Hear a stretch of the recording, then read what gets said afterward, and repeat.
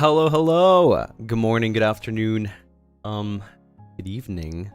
Let me see. Everything looks good. Now let me just, I believe this. There you go. Hi, everyone. Hi. Sorry. I am literally 17 minutes late today. Usually I'm not that late. But I decided I wanted to make a little sandwich before stream. How are you guys doing, though? Happy Monday/Tuesday. Been 84 years. It's been a long time. Did you get your munchies? Yeah, I made grilled, kind of like a grilled cheese, but it has ham on it. Sorry. Tuna? No, tuna would have been faster. Now that I think about it. And also made myself some coffee as well. Made a sandwich of spam. Yummy. Love spam. Oops. There we go. Grill ham cheese. Yeah, literally grill ham cheese. Yummy. You have a coffee and chipotle on some? Like chipotle sauce? Can we have a bite, please? Do you want a bite or do you want a whole new one? Because I can just make many. Do you grind Beanerist or normal coffee beans? Normal coffee beans. I would never do that to the Lunarists.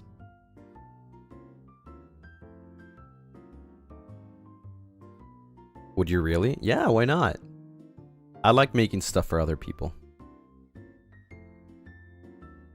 A whole new one. Right? See? Like, would you rather have a bite or like a whole sandwich? If somebody asks me that, I'm like, you know what? Just give me a whole sandwich. We want yours? Okay, well, I make the next one for me, and then I'll give it to you, so it was technically mine.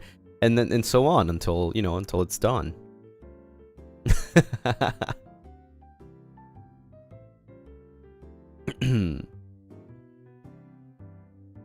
You don't want to share? You know, that's... I don't mind sharing. I don't mind sharing, but it's like... It's definitely one of the things that I guess, like, as a person, I don't like. Is that, like imagine you're going to, like... I don't know. Let's say you're going to... This usually never happens, but, like... Let's say whether you go to a restaurant or not, maybe you just made food. And... I don't know, you know, let's say like there's a group of people, maybe even two people perhaps, and you guys order something, right? That person orders something and you order something different, but then that person wants to have your food, and then you're like, so why didn't you order it though? You know, I don't know. I kind of don't like that. That's like, I don't know. It's like a, you know. A little exchange, yeah, that's fine. I don't mind it. It's just like nothing against anyone, right? Nothing against you or if you're like that, but like when you when you say like I want your food, well then get one. You know? Well then get one. I know it's a joke, but I'm just saying, like, in that sense, you know, I don't mind. Yeah, listen, I'll pay for it, you know, I'll make it for you. Okay? That's fine. I don't care. But at the point that you're already eating my food, I'm like, bro, what about me? You know? Like, what about me?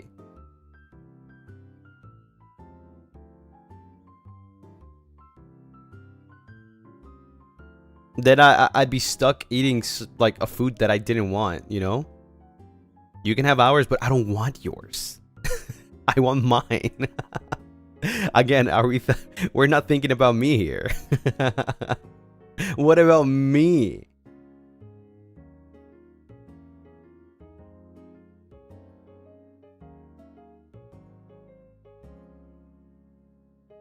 When I want to do that, I talk it out first. Like, we agree to share each other's food.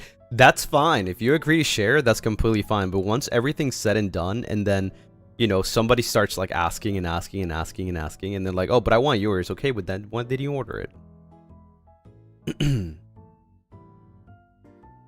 What if we both enjoyed two dishes we enjoyed? Yeah, that's good though. That's fine.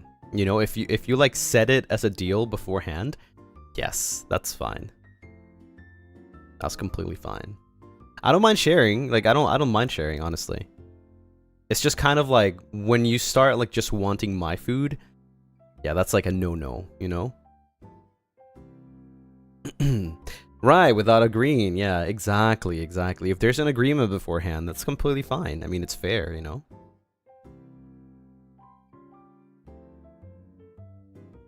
Yeah, I mean, I've shared many times with the boys. You know, we usually just like buy things and then we're like, yeah, that's for everyone. Yeah, right? So it's like, is no issue.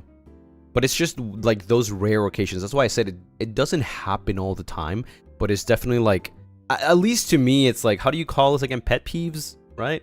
It's like when you order something for yourself and then I order something for myself, but you want mine and you don't want yours anymore, right?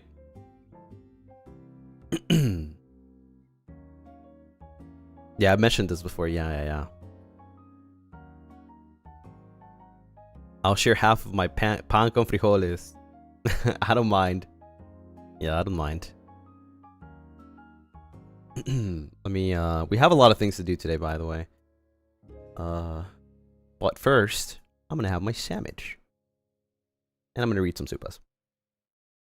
Barry, thank you for the supa. Hi, Lunaris, thank you in advance for babysitting me this week. Huh? Babysitting? Babysitting? Is it because Gale is on hiatus? Well, I wouldn't say hiatus, I would say like a little break. But yeah. Barry, thank you so much for the one gifted. Yeah, he's taking care of himself though, I'm proud of him.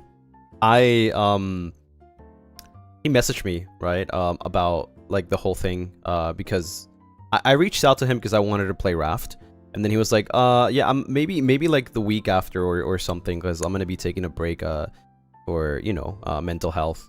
And I was like, oh yeah, dude, no, that's completely okay. Like that's fine. We can always just like, you know, I'm just worried about you.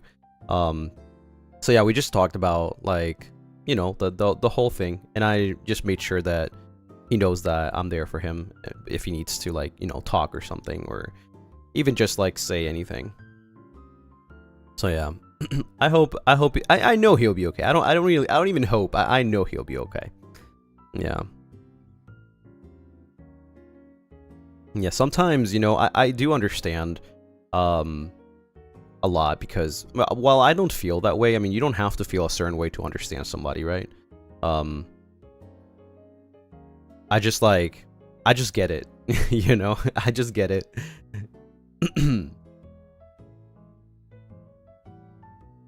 Happy you guys have each other, always. Inseparable. We'll always have each other.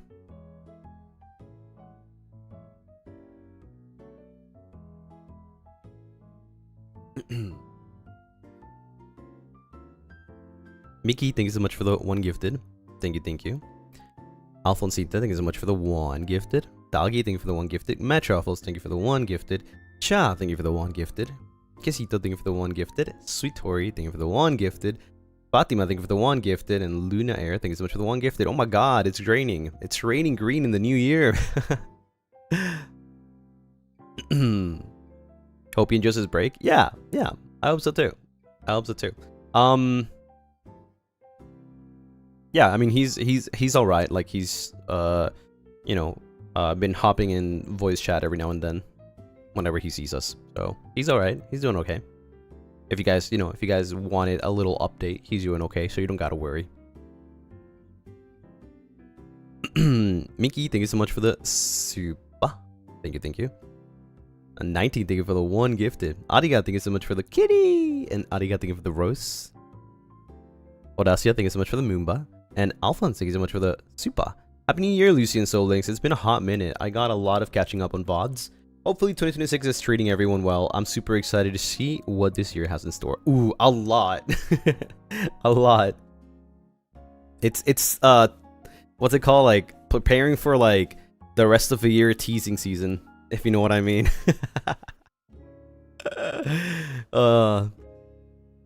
Yeah. Have you been cooking off stream? Well, I mean, I just recently had my like meeting after so many weeks, so like planning has started. Operation 2026 has begun. Sweet Tori, thank you for the 21 moons. Happy 21 months, my dearest vampire. I'm manifesting 2026. Brings you so much happiness. My happy home is with you and the Lunarists always. Yippee! Oh, but yeah, funny thing though, before I move on from like talking about it, funny thing is, on the new year, actually, I was only able to talk to one person. Because I mean, most people were like asleep, right? Or like maybe like it was not their like New Year's. I messaged a ton of people, right? But only one person like called me like right at midnight. It was Gail. So like I was Gail was the only person that I talked to. Yeah. I was not expecting that, dude. My introvert ass. I was just messaging people. Okay, I was just messaging people. I'm like, yeah, happy new year, and then Gail just like calls me and I'm like, bruh.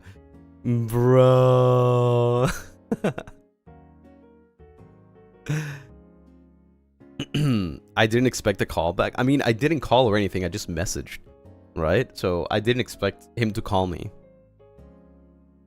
I'm like, wait, did he like? Was it a mistake? Was it an accident? Maybe he was trying to like press Happy New Year and send it and accidentally called, because it's happened before, right? People have done that before. But yeah, no, it was an actual call. And I was like, I waited a little bit. I was like, oh, maybe he'll realize that it was an accident. And then it didn't stop. And I was like, fuck! I'm just gonna answer. Hey! Yeah, he was mentioning yesterday, because we had like a little meeting. He was mentioning that I was the only person he called, and I was like, yeah, because everybody else was asleep. I bet it was because everybody else was asleep. Did you all chat for long? It was like for 10 minutes. Yeah. It wasn't that long. I mean, you know, it was I don't know. I was like literally just about to sleep. I went to bed really early.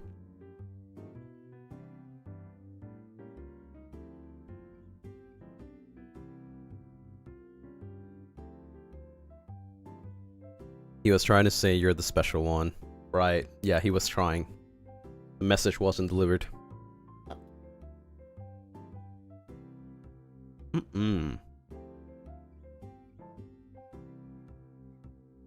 You sent a tweet saying you were heading to sleep? Yeah.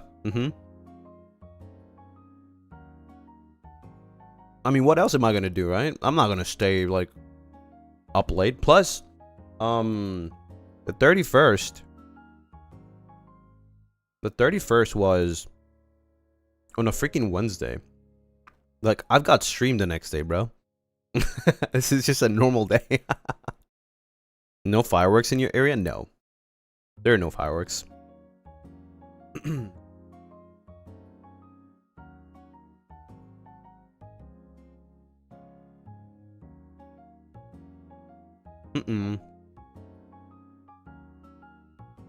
Not at all. Just a normal day.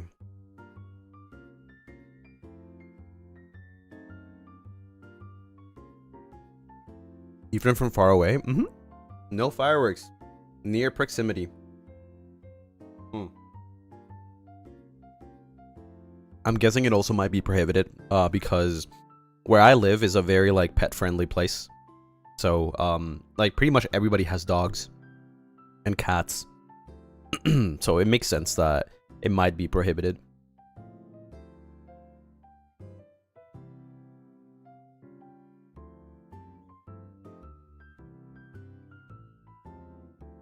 You brought both Lucy Papa and Onigineris to watch fireworks. Let's go! Did you bring Lament? Days without mentioning VCraft.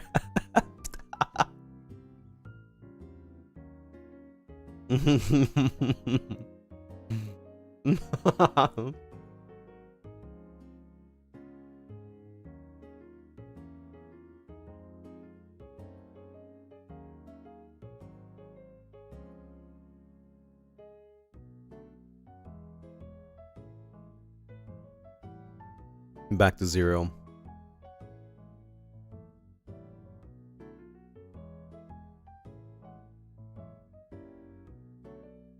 It's never gonna end. It never will. It'll always be immortalized. That was his goal.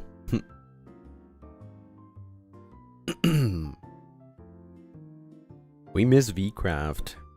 Me too. I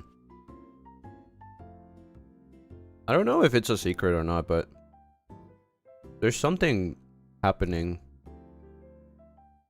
soon. But not soon, but yeah.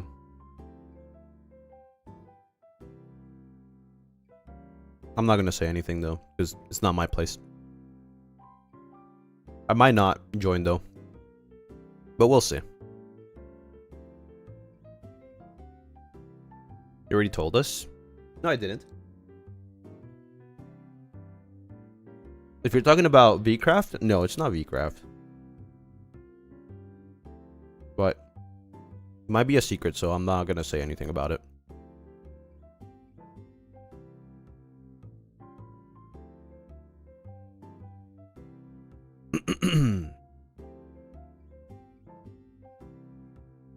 Will you be in Nana's VCraft review series? I think it's already over. Nana did invite me, but I unfortunately had to say no because I couldn't at the moment.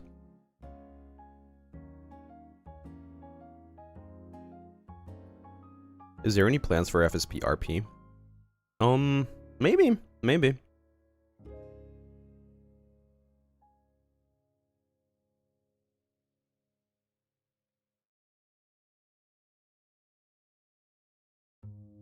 You're like one of the biggest villains. Yeah, I know, but like unfortunately I couldn't participate. At the moment, like I couldn't. So the series already ended, unfortunately. It was bad timing, yeah.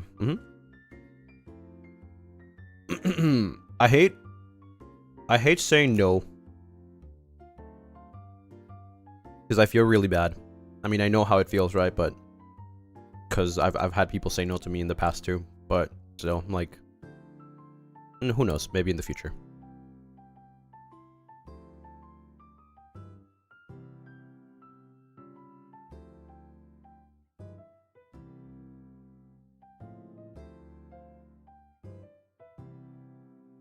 May I ask what point is your favorite point? Well, time acting with friends.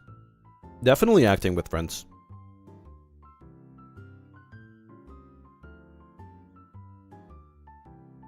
Yeah, the last couple of like days of last month were very, very busy. So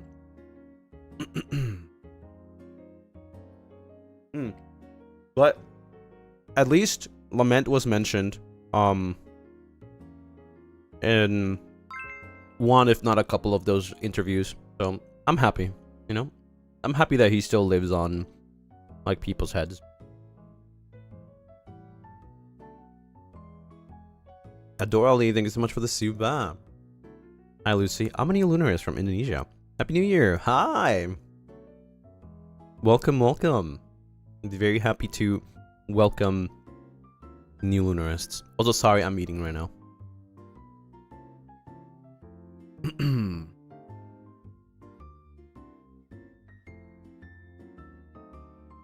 I'm almost done though.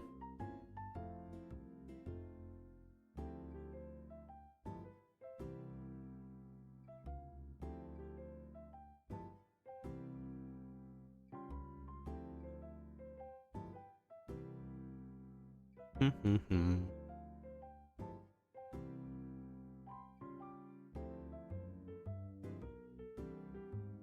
you love acting as all the characters you played as?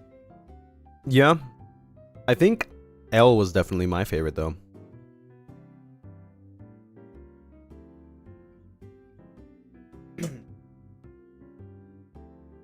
I recently made like a little lore drop right, on Lament and like the whole situation that happened with Calvin. Because I guess some people maybe don't understand, but the whole like situation with his like house, his tower being filled up with TNT and almost exploding, like maybe some people were like, oh, this is not allowed. But to give you a little insight, we did have like we did have an agreement that we had to inform whoever if you're gonna destroy something, right? And the original plan was that I wanted to blow up the whole town, and I did ask Shu about it, and Shu was like, oh yeah, but make sure that you ask like people individually for whatever damages you're gonna do. So I was like, okay, I'll make sure. So I did inform, but that was like had nothing to do with Calvin at the moment, at that point. And then I ended up thinking like, you know what? Maybe I don't want to do that. So instead, I talked to Freyed about some stuff, because Freyed was the one that taught me about the contraptions, about how to make the TNT stuff. And then we ended up planning out the death of the you know, of Freyed, Father Freyed. So that's how it happened. And then after that happened, I was like, you know what? Maybe I don't want to blow up the town. Yeah. So instead, I'll just like take this experience and, you know, apply it into like something else. And that's when I thought like, maybe I should make a failed attempt of blowing up Calvin's tower. So regardless if he entered through the front door or not, it was not going to explode because the contraption was missing 2 key pieces, right? Which I didn't include purposely. However, if he accidentally blew up like or like activated it, any of the TNTs, then that would have been messed up on my part, right? But thankfully it didn't work. It didn't happen, I guess. Yeah. And I guess now that it's been like so long, yeah, the Malum thing, the Malum Seaside Cafe destruction was definitely informed. I talked to Malum about it. So but Calvin knew about the TNT in his tower before he planned that? No. He did not know about that. But it was harmless.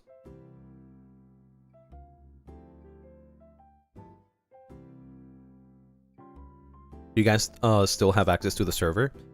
I don't know actually. I haven't checked. Maybe some people still do.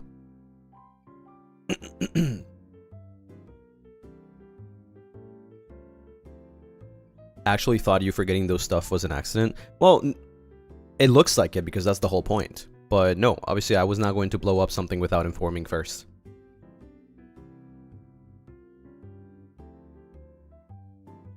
How did you get Father Frey to teach you how to make the contraptions?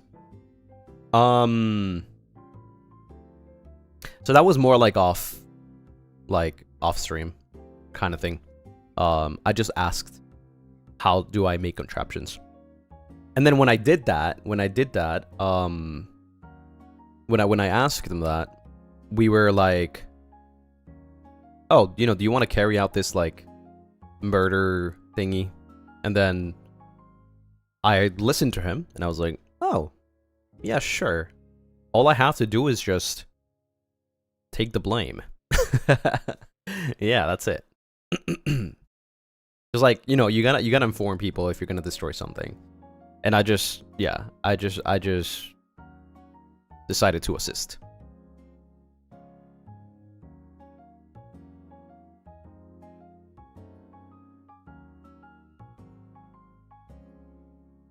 Makes sense.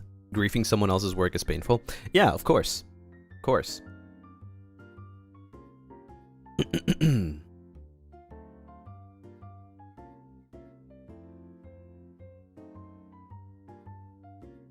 It's like an agreement between you and Freyed, the streamer, not the character. Yes. That was off stream because I was just genuinely asking how to make like a TNT contraption, right? To activate it without like having any levers or something. I'm very new to Minecraft, so I didn't know how to do anything. So he just like taught me how to do it. And then that's when the whole conversation about the Father Frey dying came up.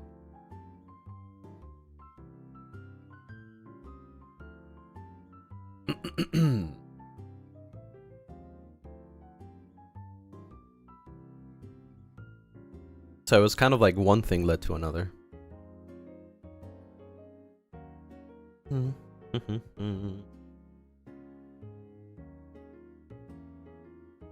you want to be a part of a murder scene? Yeah, pretty much it was like that, yeah. Yeah. Because the thing is, like, I know Freyd saw the potential of, like, blaming somebody that already was kind of, like, hated in a sense. Not wanted, right? He needed that one person, and I was the perfect guy, so... yeah.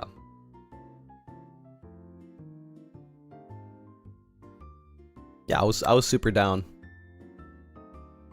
And in the process, I used that experience to learn how to make contraptions myself. And I did it. I applied it. In the Seaside Cafe, Malum.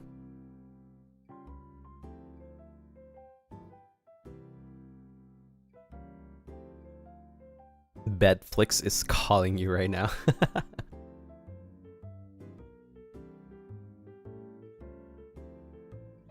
You mentioned when you started VCraft, you didn't plan all of this before. Yeah, no, I didn't.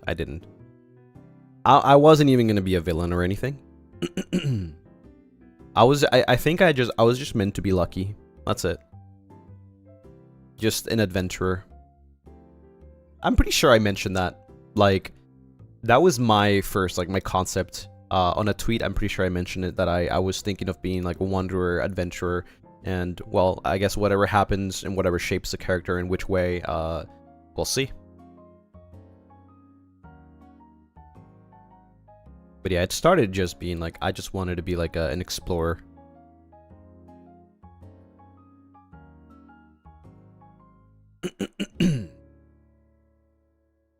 Yeah, definitely when I saw like the potential for a story there, with like Vox's acting, I was like, okay, we need to up our game here. Yeah.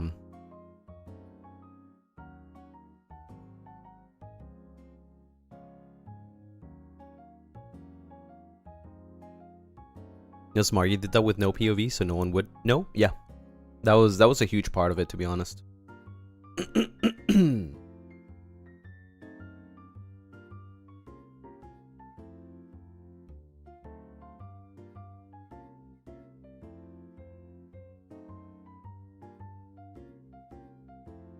He was happy about it too. I was really happy that like we were able to be involved in a really good storyline, honestly. Everybody did so well. And even the late Roy joining, right? Like pretty much like after the half of the story, it was still pretty important.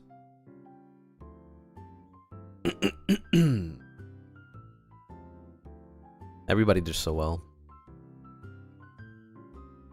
Which situation would you say was harder to plan? The explosion of Malum's Cafe or the death of Father Freyd? Well, I didn't really have a big hand on Father Freyd's death. I was just there to be blamed. Like, I was just there to be the one, like, to be blamed, right? It was, like, kind of like a treaty, if that makes sense. Like, somebody had to, like, kill Father Freyd, right? So I took the blame. Right. L did not care at that time, so it didn't matter to him as long as it furthered his plan. And his plan was to cause chaos, right? And it did. It did. It created the whole, like, you know, commotion. Kanaishina, thank you so much for the super. Drive-by super. Hope you all are, like, having a good time. Yeah, thank you. Yes. I would say Malum Seaside Cafe explosion took a lot of effort. I had to plan the whole thing without telling Calvin about it, or Calyx, I guess. That was the hardest part. Because the thing is, I was planning a storyline, definitely, with Calvin. We were thinking about something, but we didn't go with it. It was kind of like... there was a possibility that Calvin wouldn't have sided with Vitruvius, and instead would have sided with L. But I decided not to go with it. Yeah. Calvin was very, like, emotionally swayed, right? If instead of Vitruvius, who decided to, like, show that, you know, how do you say, like, if I did what Vitruvius did instead, it would have been different. The story would have turned out differently.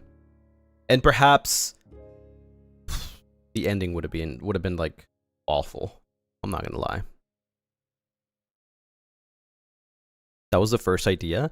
Yeah, it was definitely in talks. Yeah. It was definitely in talks. Calyx was very open to let the story develop in any way, right? Because that's what we all did. But I was just curious about his character. So, yeah, we talked about it, and you know, I had the chance to, like, try to take it that route, but I just decided not to. I just decided that I should just let it be, and it turned out the way it turned out, right? Like, he went to Vitruvius instead.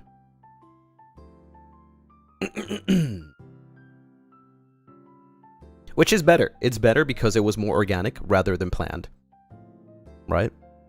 And it's also what he wanted, so that's nice.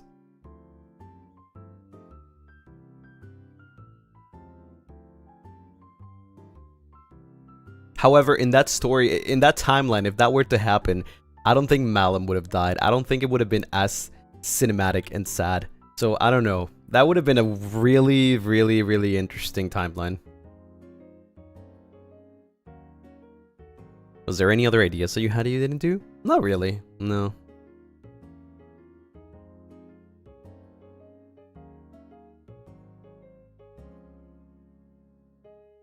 Would have been a completely different story. Yeah.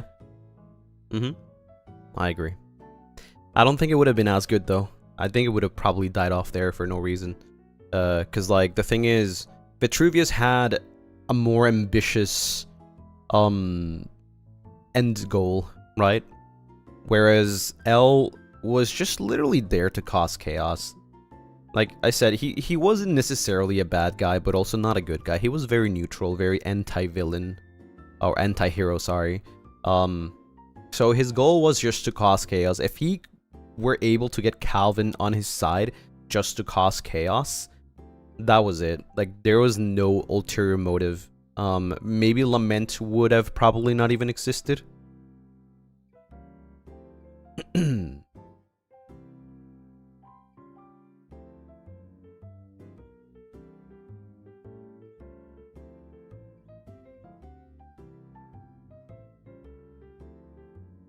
L would have been way different. Yeah.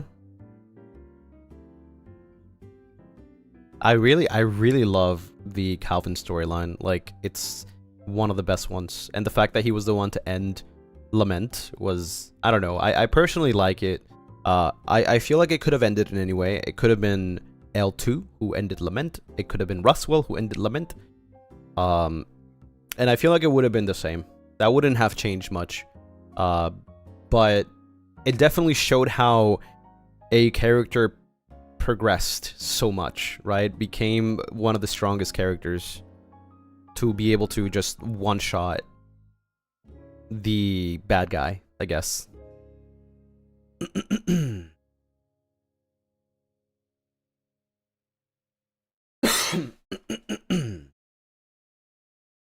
Oh, I forgot to bring water. Wait, actually, I will be right back. Give me 1 second.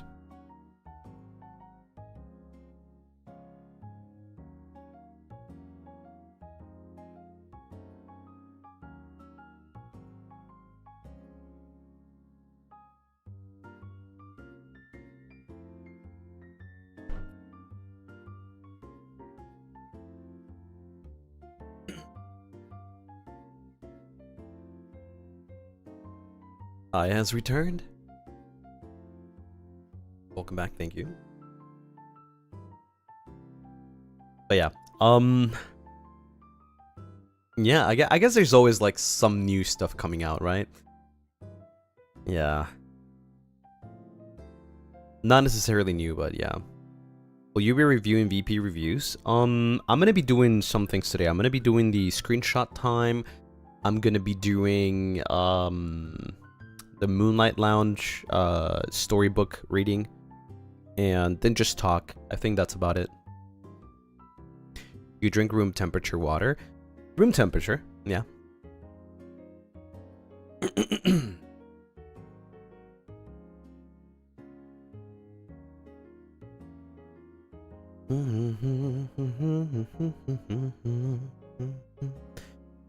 So fast that we didn't have time to burn marshmallows.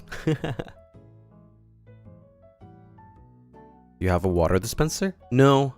I wish though. I kind of wish. But then I don't know. I feel terrible because like I don't like moving big things, so I usually throw away the things that I don't need. So if I had a water dispenser, then I would have to throw it away eventually.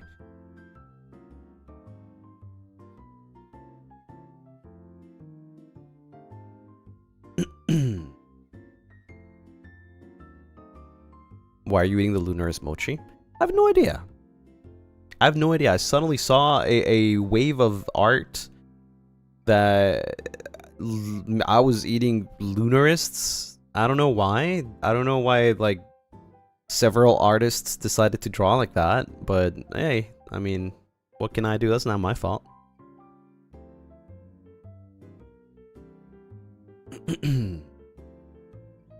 That is not my fault. Because we look pretty delicious? Yeah, but I mean, I don't know. It was not my decision. Are they yummy though? They look yummy. They look very soft. It's New Year. It's a Japanese tradition, man. Oh, okay. Okay, see? I lack the critical information. That makes sense.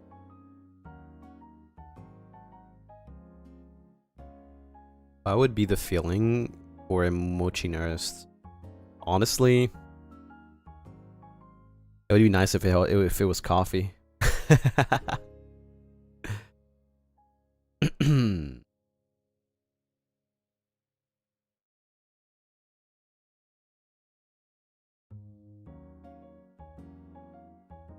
Coffee mochi.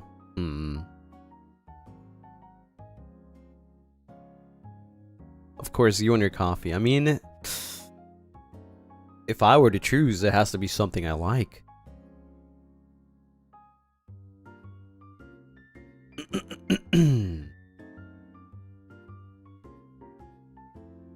Would you gladly eat us if we were coffee flavored? I don't know if I would.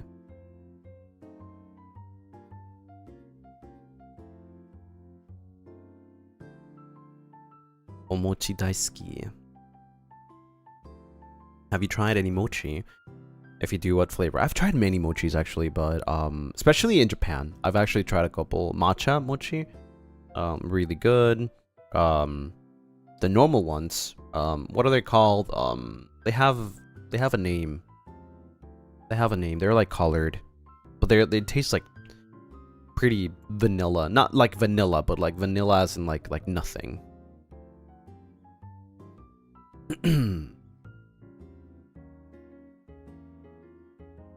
Matcha is so yummers. Daifuku? Maybe. I don't know.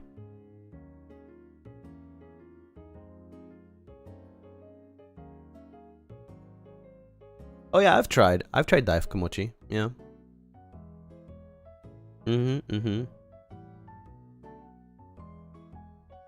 Matcha oishii ne.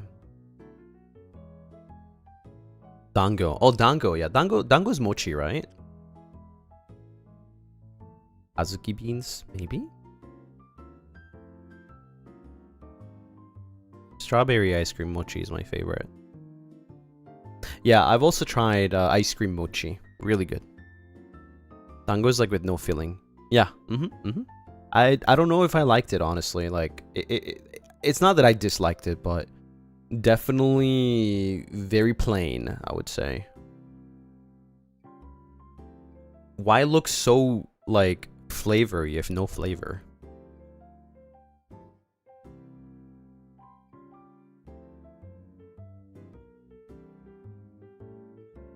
Didn't know Dango was also mochi. Well, I don't know if they are, but they kind of look like.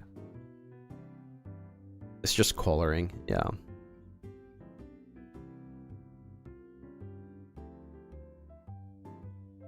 Yeah, Dango is, isn't exactly mochi. But they're very similar. That's what it says.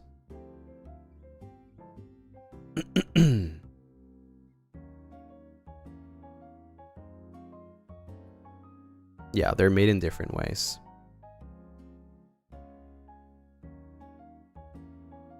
Eating mochi to get a feel of how Lunaris texture is. I feel like you guys would be definitely softer, like more along the lines of marshmallow texture. And marshmallow is way softer than mochi. Yeah, marshmallow is definitely a lot more softer. I feel like you guys would be like even more soft than marshmallow. Kind of like clouds, you know what I mean? Like pretty much intangible, if that makes sense. Cotton candy? No, like borderline intangible.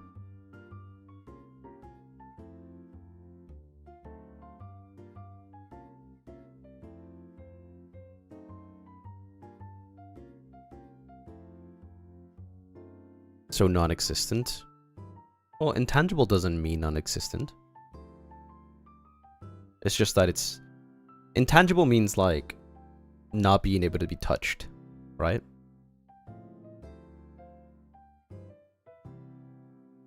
Like air. Yeah, like clouds, smoke. But I said borderline, so... soft. But borderline intangible. I don't think there's anything that exists that is like that.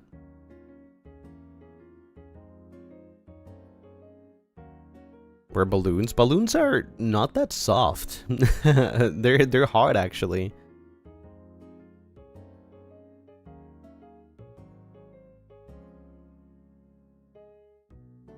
So we can't get head pats? No, yeah, you're not intangible. I mean, at least for everyone else you are. But for me, though, you're not intangible.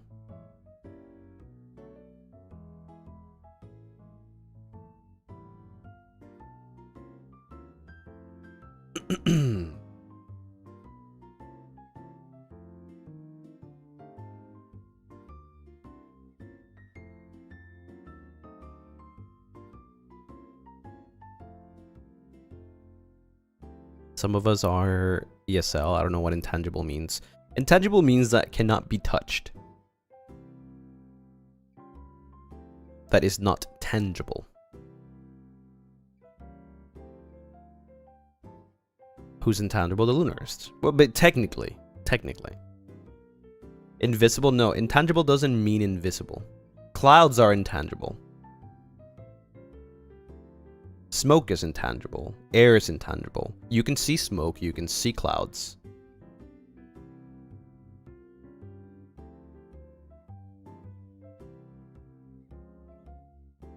Yeah, intangible is that you can't physically touch. In fact, intangibility is a superpower. Well, at least is very known as a superpower. Be like a walk through walls kind of thing, you know? Walk through physical, what's it called? Structures. Intangibility.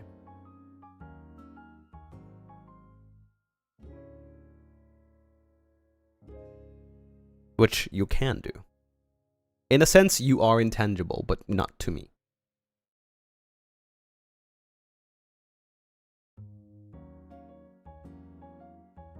Like a ghost? Well, yeah, ghosts are intangible. because you can't touch them.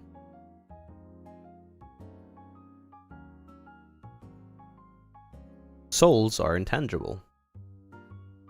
But you also can't see souls, so... So ghosts are real? I mean, whether they are real or not, they still are intangible.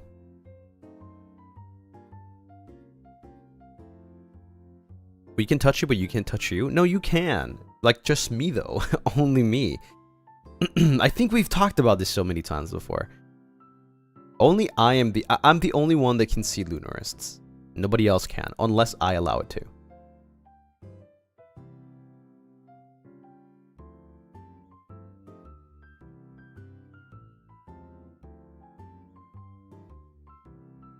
We don't exist to the normal eye. Yeah, indeed.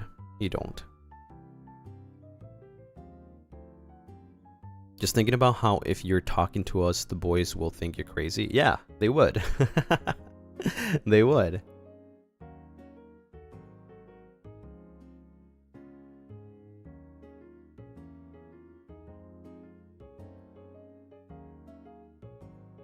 They already think I'm crazy. Yeah, they do. Were you your imaginary friend? No, because you do exist. Just not to their eyes. They can't see your supernatural presence, your energy, your aura. They can't see it.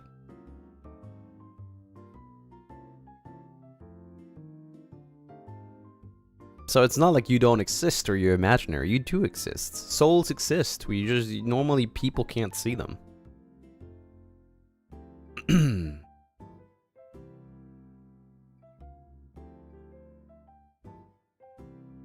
In canon lore, have you ever shown us to the boys? I have, yeah. It is possible, as long as I allow it.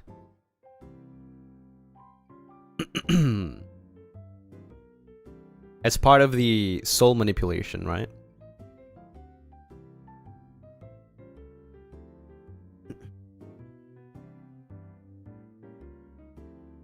would not show us to another vampire, that's for sure. I think it would it would look super cool when like somebody sees me, you know, levitating. When I can't levitate really, but if a couple of Lunaris were carrying me, it would look like I'm levitating to another person. So for other people, I might be, you know, they might think I might be able to fly.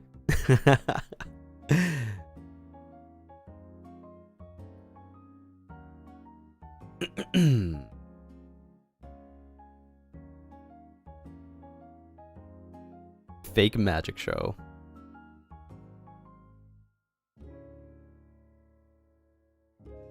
Would a moonsqueak be a bird that only appears to lunar tide then? I guess so. If I allow it though. You're still a soul.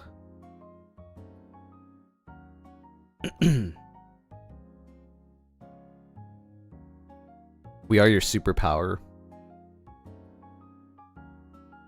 Yeah, you can make me fly. You can grab people if I wanted to.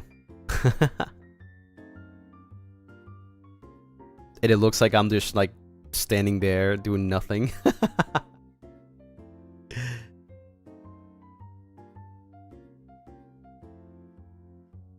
How many of us are needed to carry you? It could even potentially be just one. You guys can take any shape, any form.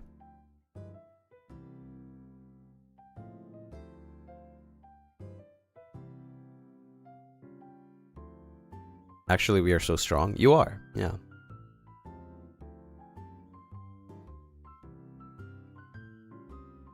You're strong and you can be massive too. You can be big.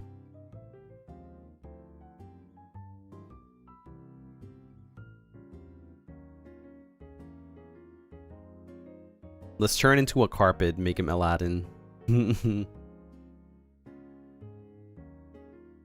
Can you give me permission to pick up my cup of tea and drink it? Sure. Sure. Can we shapeshift into anything? Yes, anything. As long as you have enough determination.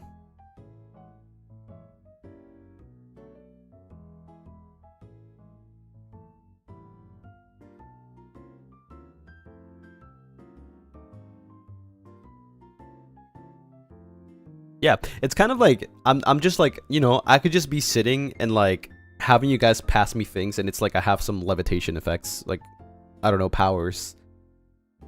In the eyes of other people, right? In the eyes of other people, they think I have, I don't know, freaking psychic abilities. Mm-hmm.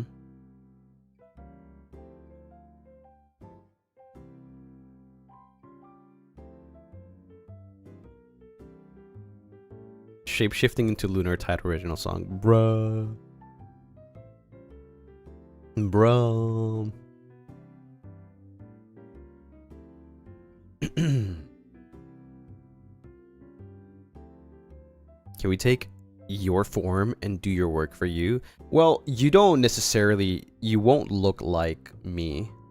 You can take my form, but it would be kind of like a silhouette, right? That'd be so funny, actually. Because, like, you would take my form and it'll be like a silhouette of me, but, like, you would still have the Lunarist's eyes. That would look so derpy. Imagine a Ditto. Like the Pokemon Ditto.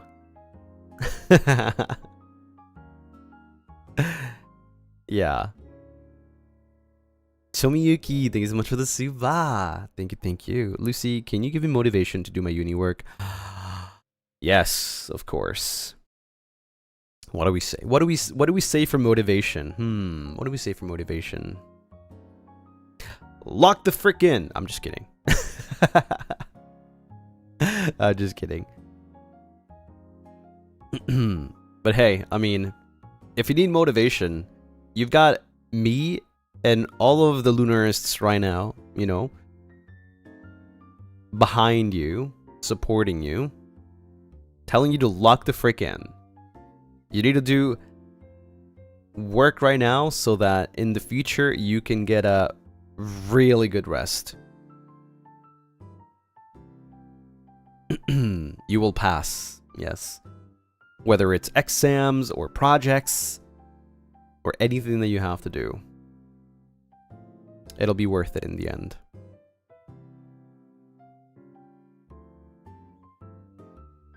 See, look at all the Lunarists. Look at all the Lunarists. They're cheering on you. And me too. I'm also cheering. Gamba! Yippee!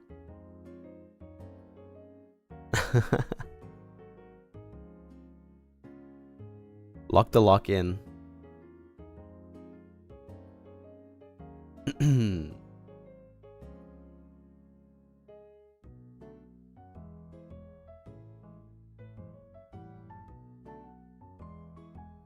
I'm new here. What's happening?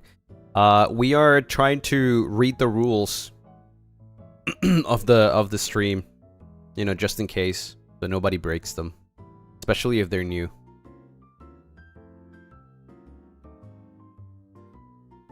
Gotta tap into the zone. We're always in the zone. Reading them is cool. Yeah, it makes you a cool person, honestly. It really does. So yeah, if you're new here, welcome, but also make sure to read the rules, so that nothing bad happens.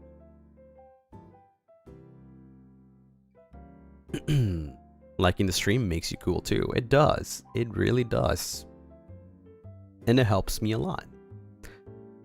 Whispers, they are on the description, by the way.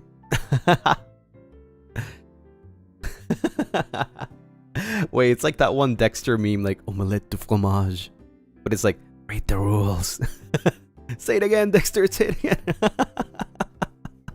Read the rules.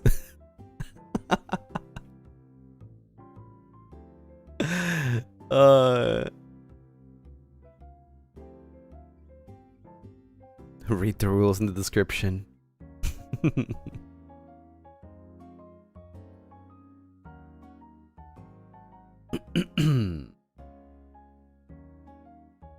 You unlocked a core memory. I unlocked a top tier meme.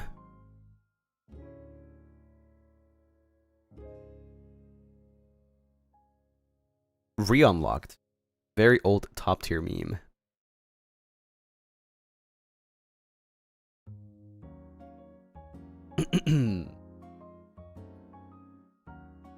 Subscribe to the channel. If I had an ASMR mic that worked, I would literally do it.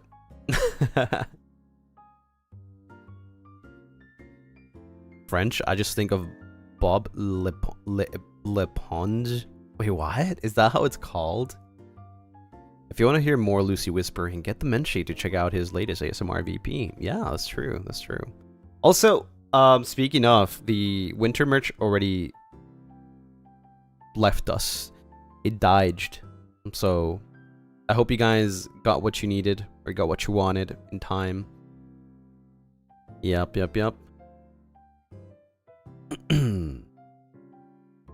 But don't fret, because 2-year anniversary is coming.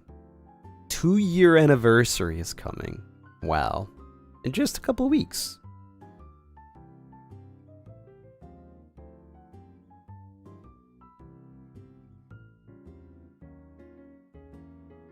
Yep, at the end of the month. And I'm telling you, this is... It's gonna be the best. The best so far. And probably, like, dethrone everything else. I'm not even kidding.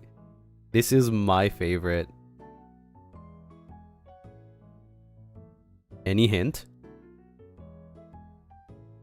I can only give you a hint for the voice pack, I guess. In terms of merch, yeah. In terms of merch is like the best so far. Dethrone Critman merch? I mean, Critman merch was cool. But no, this is like next level. This is like super next level.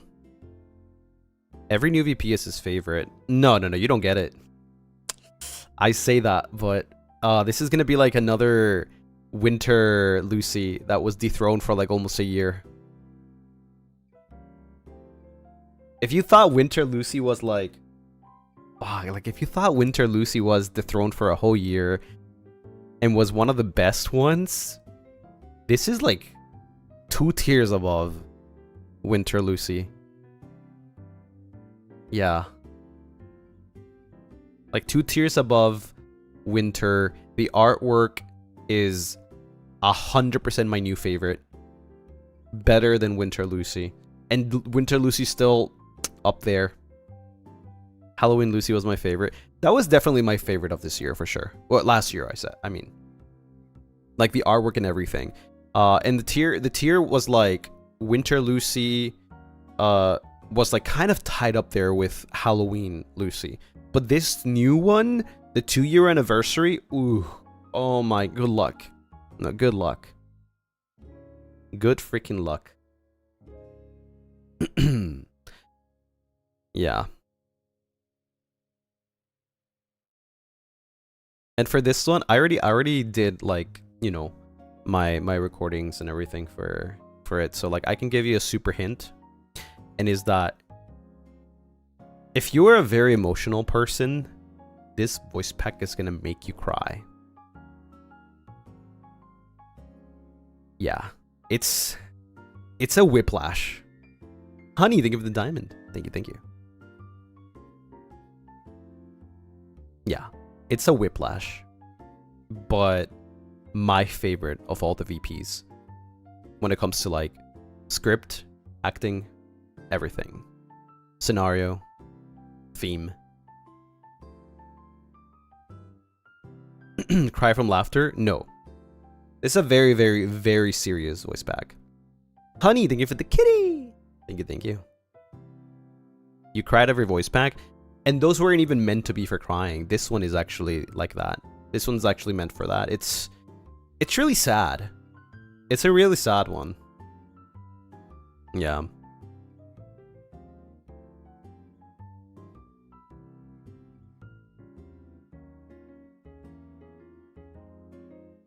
Is this worse than your birthday? Yep. This is by far the most emotional voice pack. I literally had to think of sad thoughts. Angst. In a sense. I had to think of sad thoughts and tear up, physically tear up, to record. Yeah, this is for the second year. Is it lore related? Like main lore? No. Think of like the 1 year anniversary where we had like a different AU. Pretty much.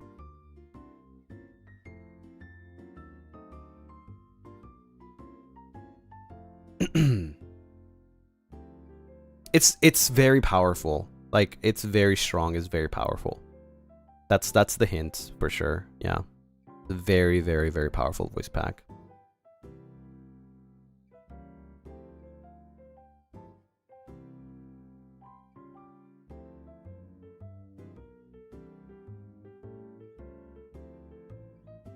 The theme is gonna stick for everyone. No, everybody's different, of course. Everybody's different, but mine is like, at least I know mine is like probably one of the most like emotional ones. Sad. Some would say, I guess, it really depends on how you see it. It's kind of like a bad ending.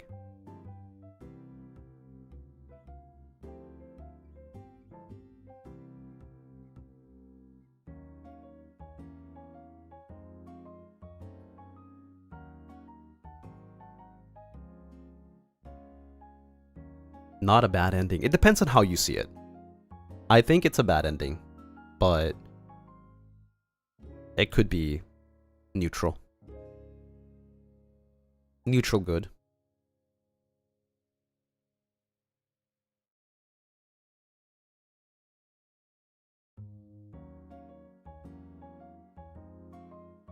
Did you have fun recording it? It was the best voice pack I've had to record.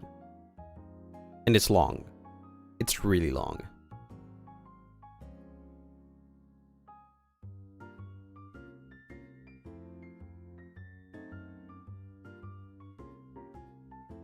Sounds like we should have lots of tissues. I think you need to prepare yourself before listening to it. Yeah.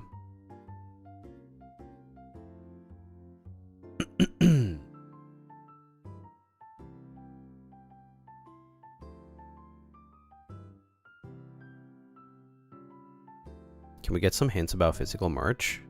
Pop in. That's it. I can't say anymore.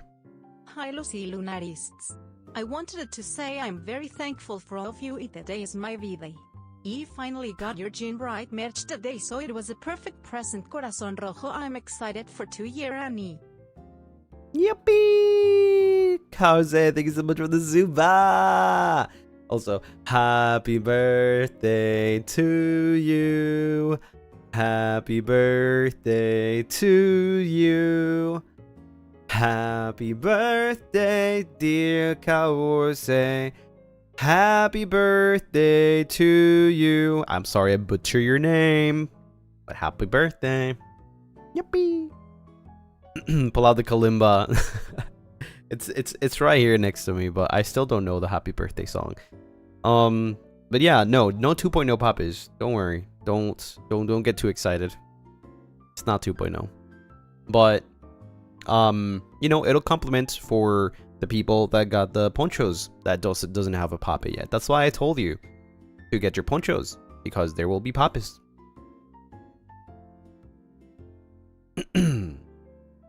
So if you got your poncho, then I guess good. That's good.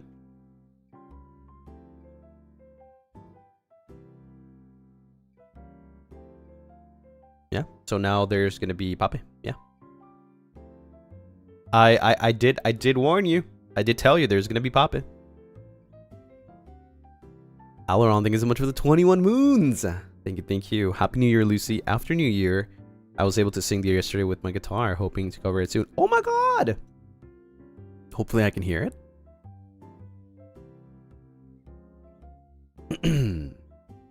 But yeah, we're gonna have to wait a couple weeks until then. Yeah, it shouldn't be that long. Like, you know, maybe 3 weeks before, you know, by the time the anniversary comes. Yeah.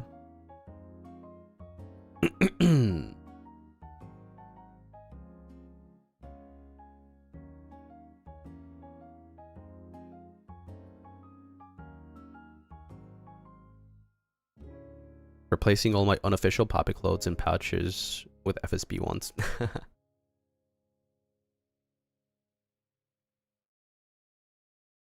But yeah, exciting. Exciting. Obviously, that's not the only thing, but I can't say it. So yeah. Only the things that I've already talked about, which is obviously voice pack and the poppies that I told you will come. So that's all I'm gonna say. Yeah, just wait for it. Just be patient.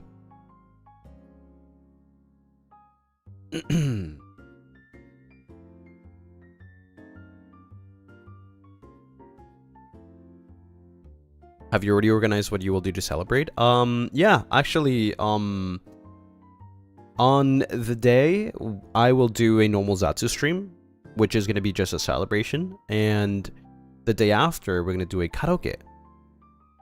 2-year anniversary karaoke. Archived.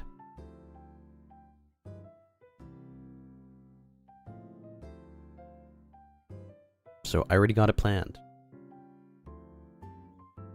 You also said, wait, what? You also said you were bringing back something from before.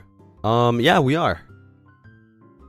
There's gonna be something Avalon related. You're gonna have to wait for that.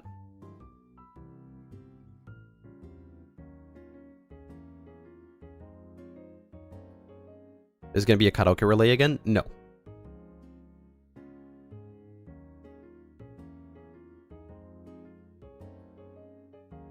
It's just me. I mean, I don't know if anyone else is gonna do a karaoke, but I'm gonna do the karaoke for my stream. On the 28th, which is the day after the 27th. Of course, duh.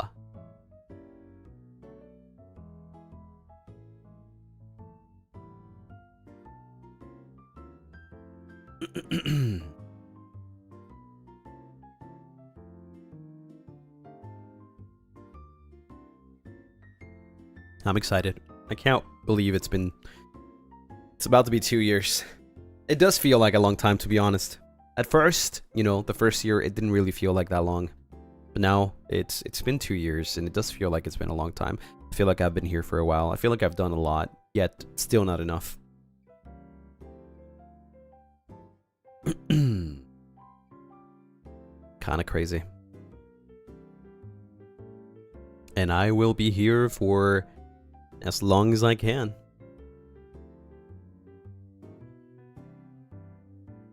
I feel like I've been here a decade. That's how I feel right now. Like I don't know. I feel so old. Yet obviously there's many more like older people. You know, like people that have been doing this for more years. But I think 2 years is a long time. Yeah, 2 years is a long time. Even as a fan as well. You know, as a fan as well. Like 2 years. You know, following someone it's quite a lot. It's quite a lot. 1 year is a lot. Thank you for the reassurance. Of course. Of course. I mean, I've got so many more, like, plans and goals already planning for 2027. So, you don't have to worry about me.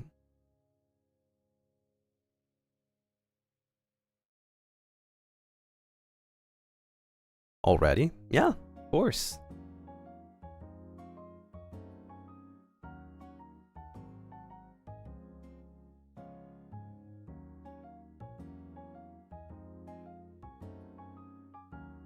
Thank goodness all your gaslighting keeps me on the edge of my seat. Can never get bored here. That's funny because I think I'm freaking boring. I'm like the type of person that like only select few will vibe with me, will understand my jokes and like the way that I do things.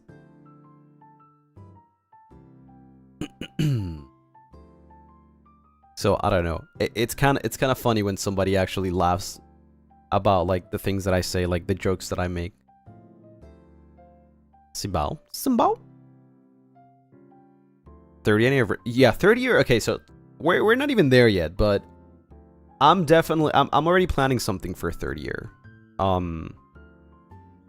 Something big. But we're not there yet. We still got to get through the second year.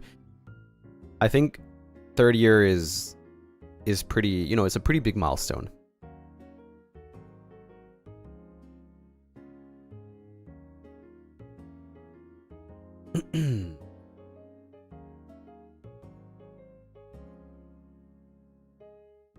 Soul Vault? No, I've got no plans with Soul Vault. At least, not so far. Already planning, and we thought you were taking a break. I think I already took a break. It's 2026. You gotta wake up. Gotta start planning everything. My next cover, which is not coming anytime soon. Just, you know, putting it out there, giving you a heads up. It's not coming anytime soon, but it's gonna be a really, really nice song.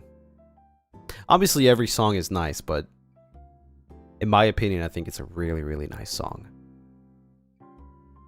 Yeah. I gotta start working on it, but it's not coming anytime soon.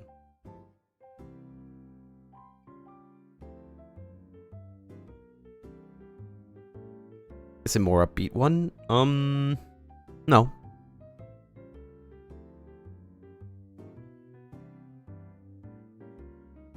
It's just a really nice song. I'm not gonna say anything about it yet. I'll say more. I'll tease more the more I progress with it.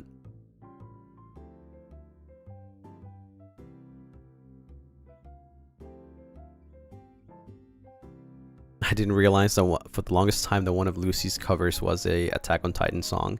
Right, you don't really think about it when you like hear it the first time. You're like, Attack on Titan, what? I personally don't know the song much for Attack on Titan. I know it more for Ai Higuchi, right? But yeah, it is an Attack on Titan song.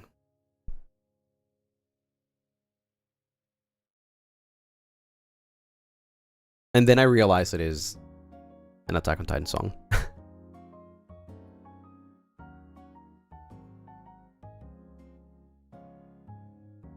A Fujikaze cover. Fujikaze. I do have a karaoke coming, right? I'm pretty sure I've done what was that? I forgot the name of that song again.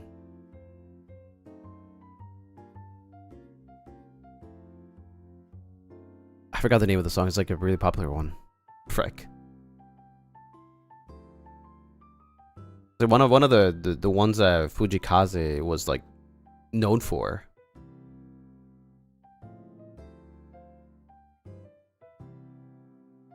The Black Catcher cover becoming very real. I don't think I'm good for that yet.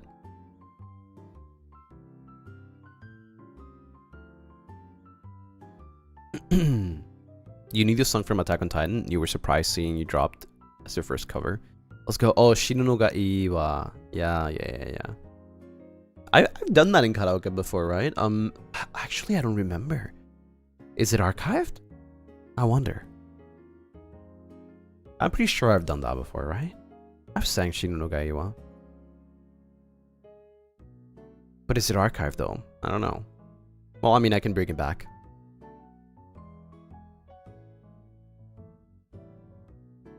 Yeah, I can bring it back. I can. Yeah, maybe I'll do it for the karaoke. Maybe we'll see.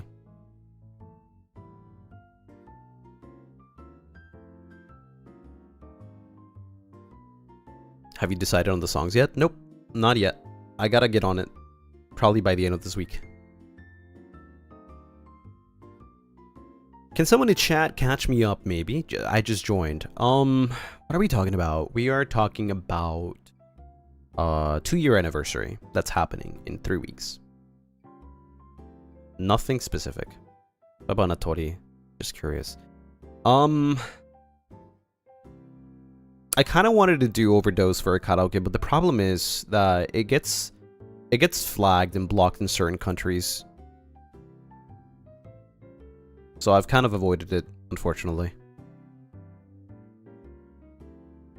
Are you taking requests? I am not taking requests, but you can recommend songs if you want to. And maybe I'll check them out. Not here though, you can recommend them in like #Lucien Lunaris on Twitter. I'll check them out, but I don't know if I'll have enough time to learn a new song.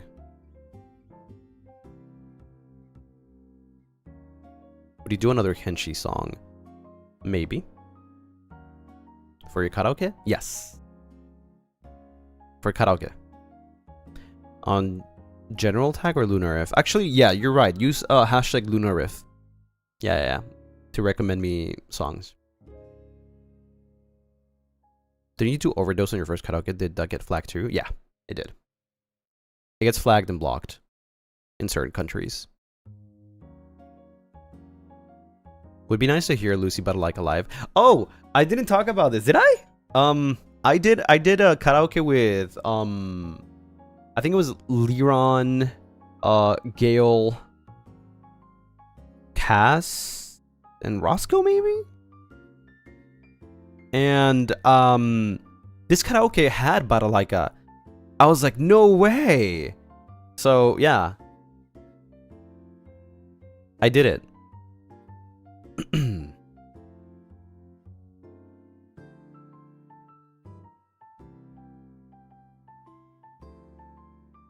That was crazy though. I did not expect them to have Baralaika.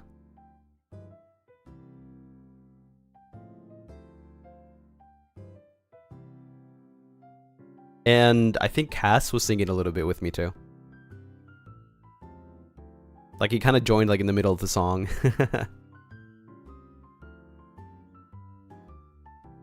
Did you nail the fast rapping part? Hell no, that part is hard.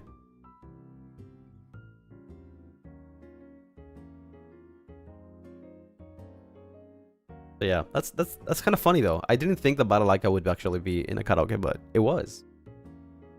That's really cool. Did any of the other boys join or just Cass? Just Cass. Actually, now that I think about it, Roscoe wasn't there. I forgot who it was. There was another person, I think, or maybe it was just the four of us. No, wait. It was Malum. It was Malum. It was Malum. Yeah.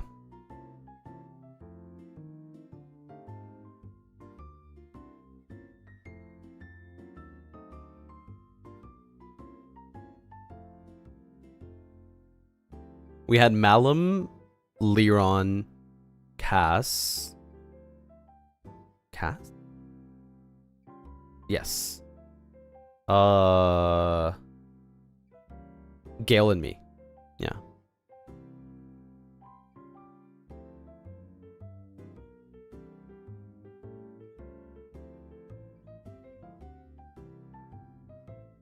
I remember Cass being there because it was he had a flight very early in the morning. Like I don't know, it was like something like 4 AM or something. So like we were like, dude, might as well just go to a karaoke and just like spend the whole night in a karaoke singing. So we were there for hours and hours and hours until like he had to go. Yeah. It was a good night.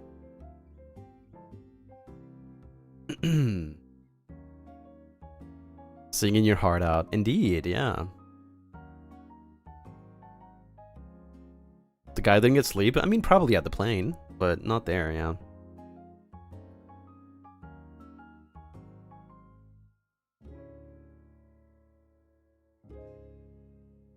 Is that when you left the bath space? Wasn't that before? That was before the karaoke. Yeah, it was. Yeah, it was. I took a bath and then a shower and then I went to the karaoke.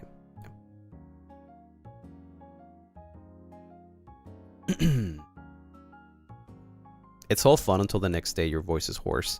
Well, I mean, if you don't know how to apply, like, you know, if, like, how do you say, like, take care of your voice, I guess, yeah, but I don't think any of us had any issues. Roscoe Graves! Welcome to the stream. Hello. Thank you for the raid/redirect. Thank you. How are the Roscoes? How's Roscoe? How are you guys doing? Welcome. Is this the first rat raid of 2026 that we get? Oh my god. How about you, Lucy? I'm doing pretty good. He said we don't glaze him enough. He's lying. He's lying.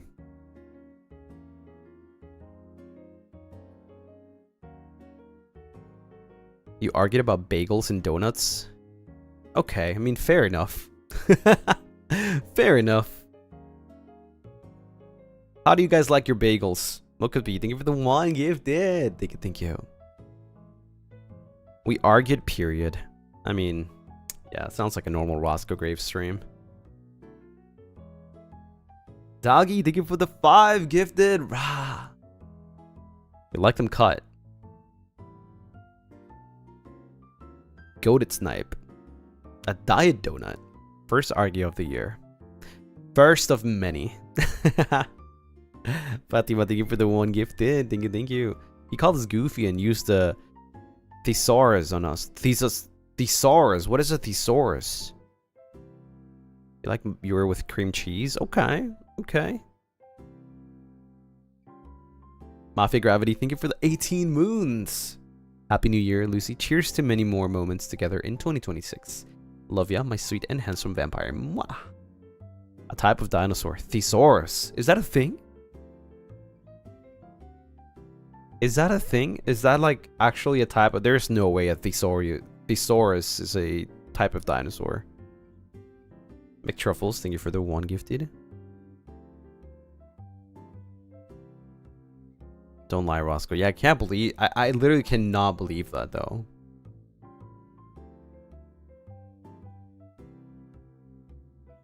A thesaurus is what you use to find, like, synonyms or antonyms to words. Why is it called a thesaurus? I can't even pronounce the word.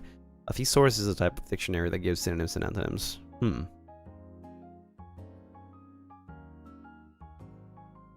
Book of definitions. Yeah, I don't know English either. You know, whenever I don't know English, I'm ESL. And whenever I know English, that's my main language. English is weird as fuck. It is! It is! Musukashi!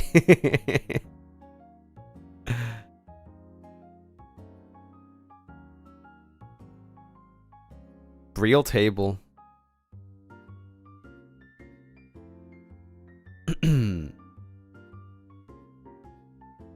He's adaptive. Only when it's convenient. Thesaurus is from Greek. Latin, it means treasure. Oh, interesting.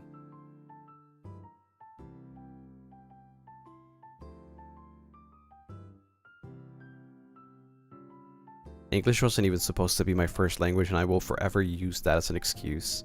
Hey, honestly, whatever floats your boat, you know? If you think it's convenient, that's fine. Your English sounds really fluent, though. I can tell if it was your second language. Yeah, it's because I live here. It's because I live here. So, I mean...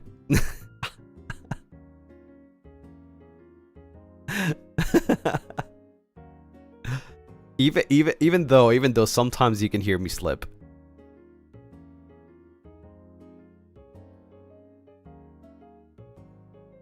You confuse some. I mean, understandable, I guess. Understandable.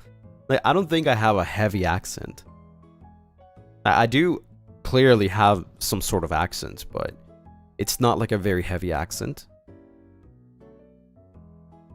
But yeah, I do have some slip-ups.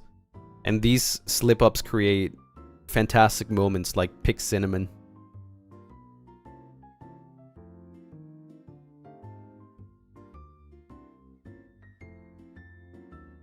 One-tastic. Well, no, that was more on purpose, right? Like, rather. One-tastic was on purpose, just combining 2 words. I don't think that's ESL.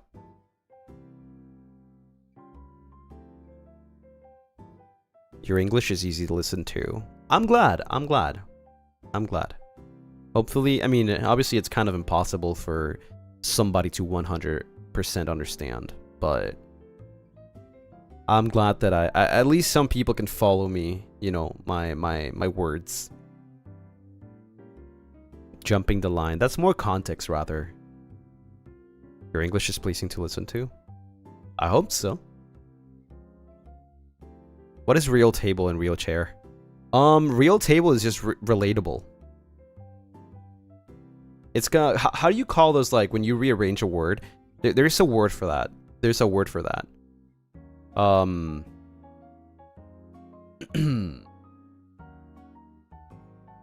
It's like a term. Anagram? Yeah, an anagram, right? Yeah, anagram. Yeah, real table is an anagram of relatable. And then real chair is just like trolling, I guess.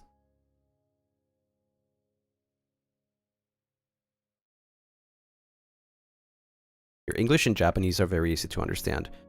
I sure hope my Japanese is easy to understand because I don't speak Japanese. So if a Japanese person can understand anything that I say in Japanese, that's a W. That's a W. I sure hope so. There you go. I sure hope so. There's my slip.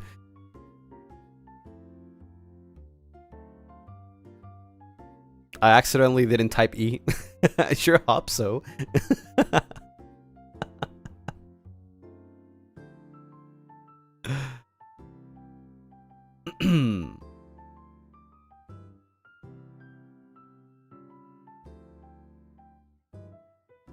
Sometimes he doesn't say the H. Well, it depends on the word. Yeah. Did you know that for where do we go?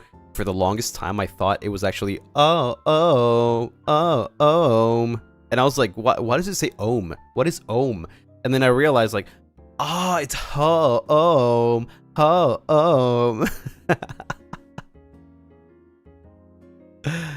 do you pronounce herbs? Herbs? But I mean, I wouldn't blame you if you say herbs. I feel like it's not wrong to say herbs. Like you say house, why wouldn't you say herbs? You know? What do you say, house? I don't blame you if you just say herbs. Like, I get you.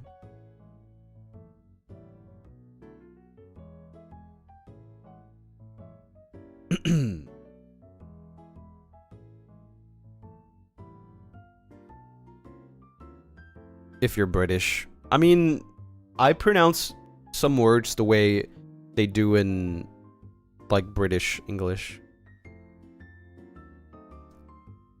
Like aluminium rather than aluminum. That's a very, like, word that I can definitely tell you that I say in more like an English English. Vitamin is a fun one. Vitamin? I say vitamin. I think that's normal, right?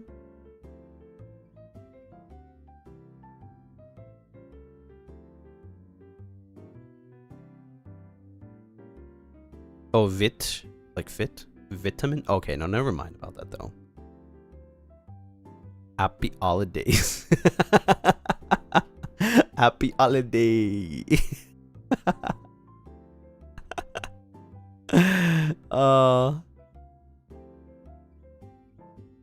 What is aluminium?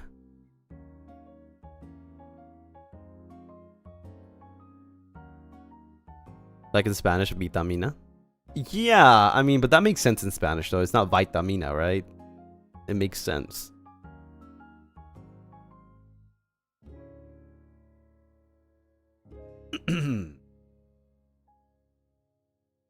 What about battery?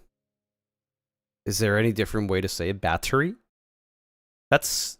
I feel like that's more like an accent thing rather than a different type of English.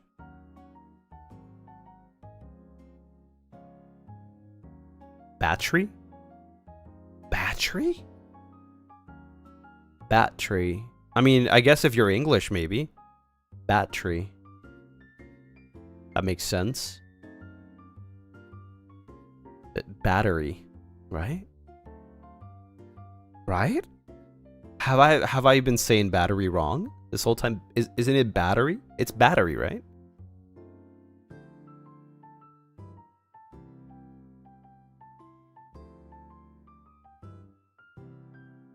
Let me check the IPA.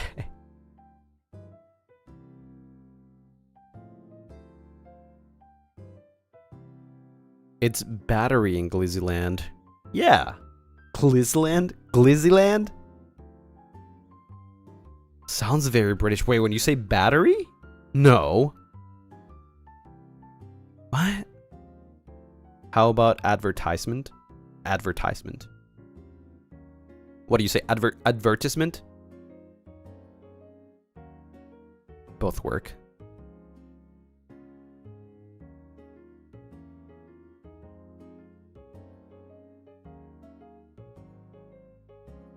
I think for bat tree they mean the okay, bat tree. Yeah, that makes sense.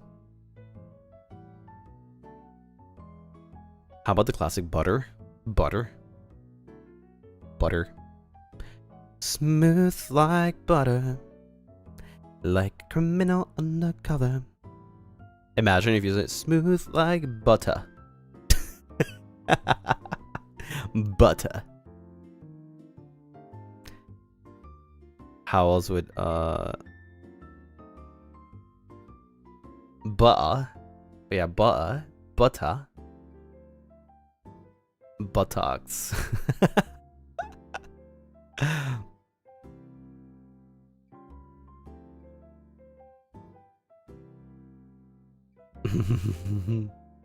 Bata. I feel like that's also how you say it in. I mean, if you want to say it in Japanese, like obviously it's got a Japanese word, but if you want to say it in like, you know, like English term, like the way an English person would say, I think you would say bata, right?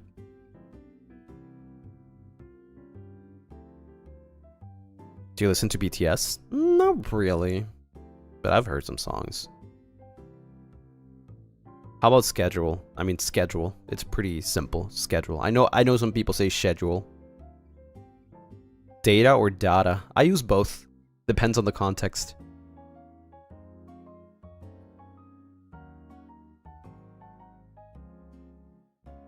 He knows Jungkook? No, I don't only know Jungkook. I know, what was his name again? Jimin, right? How about... Fuck, you actually fucked me with that one. Pecan. Pecan, right?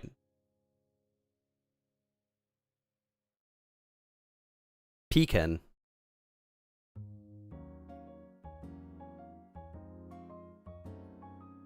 Every straight man knows Jimin, right?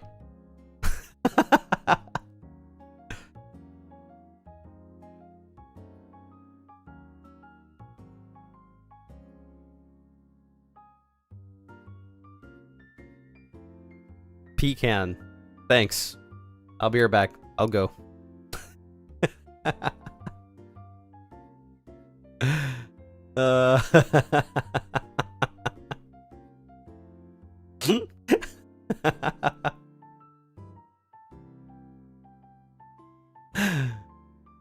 Unk energy? I'm pretty sure we established that Unk is uncool.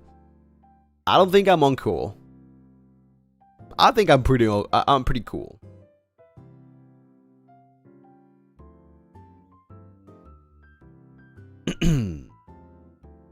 We all saw how Roscoe was getting roasted about it. We know that Unk means uncool.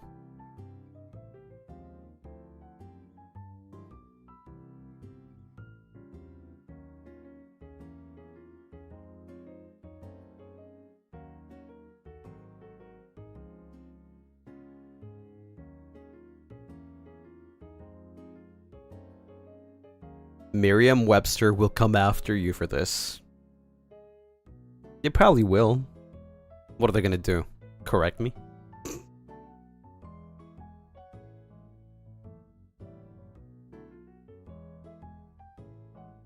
Why you didn't back him up?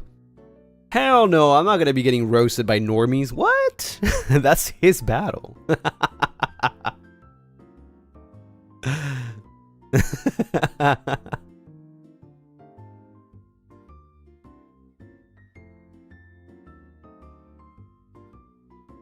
Dude, I only have one fight, and one fight only. And that's against the people that defend Silas. That's the Silas fans. They hate me. They really hate me. They hate me because they see me as a threat.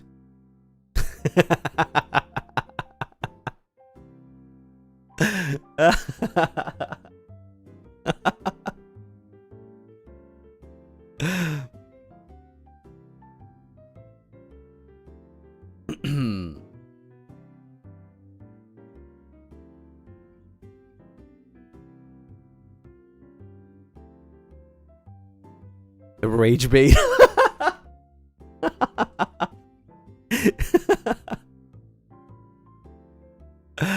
Oh.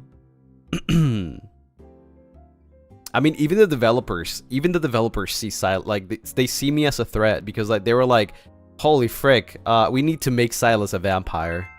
Like, now, like, ASAP.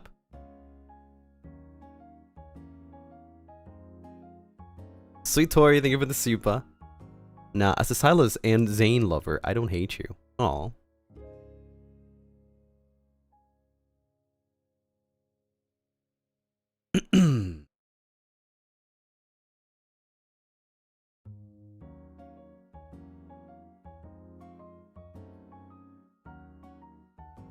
Silas being a vampire was crazy. Right, they had to make that, like, that little storyline to try and compete with me. Try. Be updating with every patch of lads. I mean, you guys told me about it. What do you mean?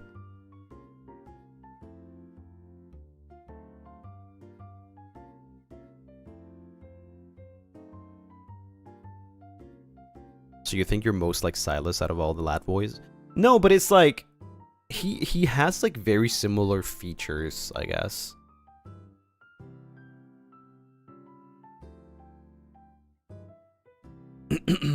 Compared to the rest. Maybe not personality-wise, though. I think personality-wise might be a little bit different. You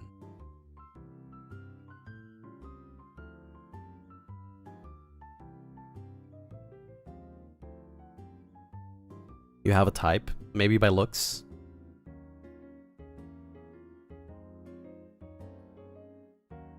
Kyan, thank you so much for the 17 moons. Thank you, thank you. I don't even play lads, but I know that you're the only lad for me. Sheesh, okay. I thought Lucy and Silas would get along. I don't know.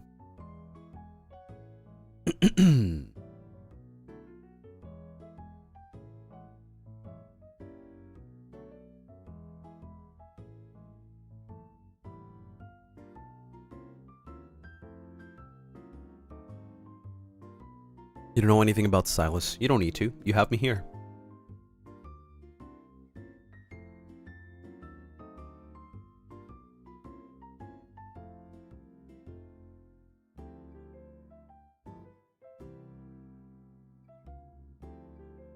Lucy feels like Zane personality-wise. I don't know anything about their personalities. So I can't really touch on that. I don't know anything.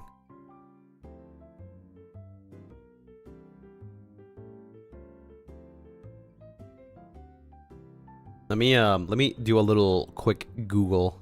Ah,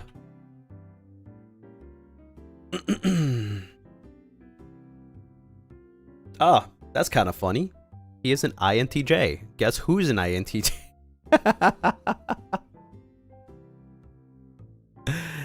That's kind of funny.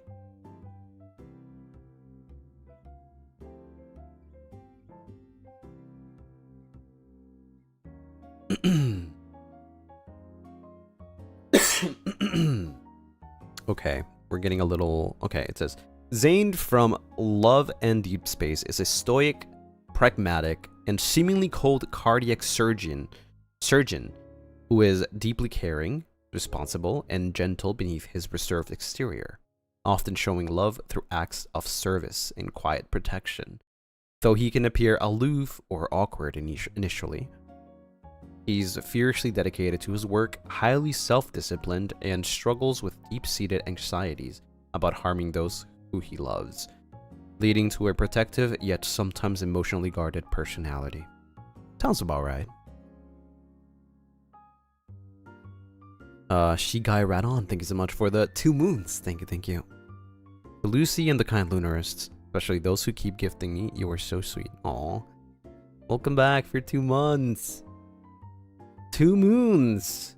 So he's a stoic and pragmatic, deeply caring, responsible and diligent, reserved and private, protective, and vulnerable and anxious. How he shows affection? acts of service, subtle teasing, putting foot down.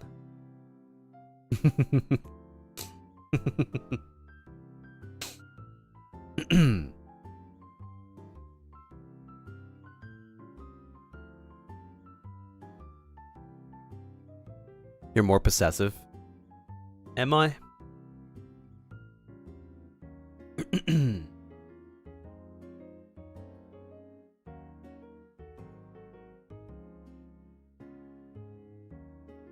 We know whose route he's going for if he plays lad.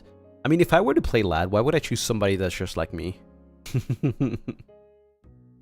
I would probably just choose Silas just for the memes.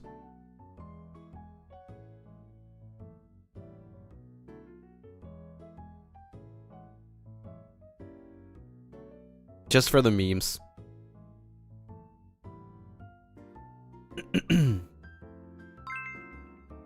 Doggy, thank you for the super!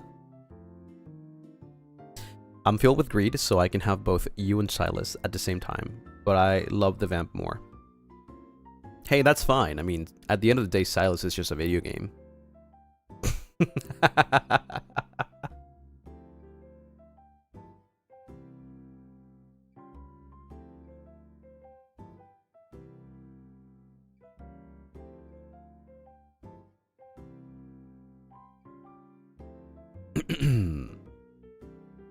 That's a low blow.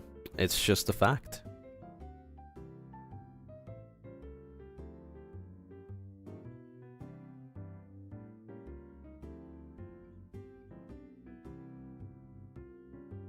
The reality check.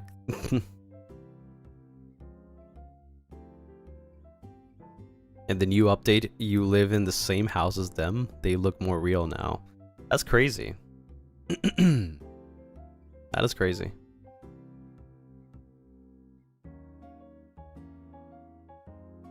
Silas should never be handing a karaoke mic.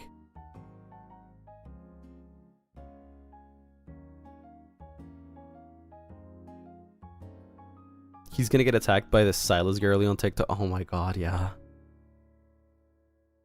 Yeah. There's a lot of... There's very, very, like, overprotective fandoms out there. Which is why I try my best to, like, not, you know, say something too, like, controversial or, like, too opinionated, I would say. There are very, very, very aggressive and overprotective fandoms out there.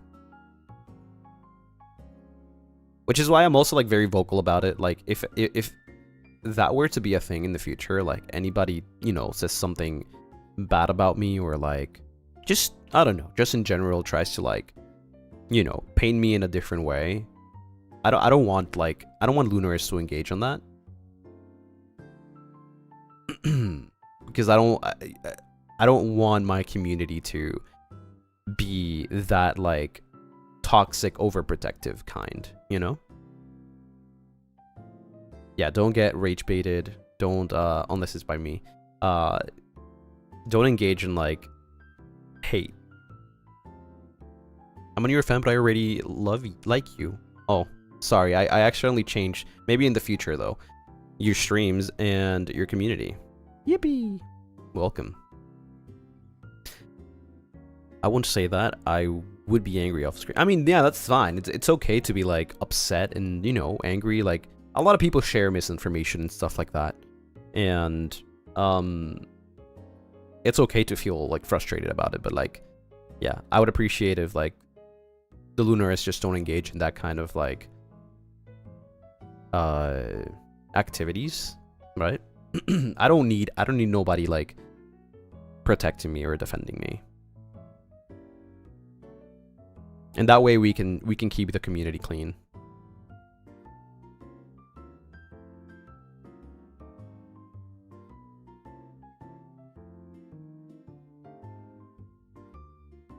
You know what? Respect. Yeah. Just report, block, and move on. Mm-hmm.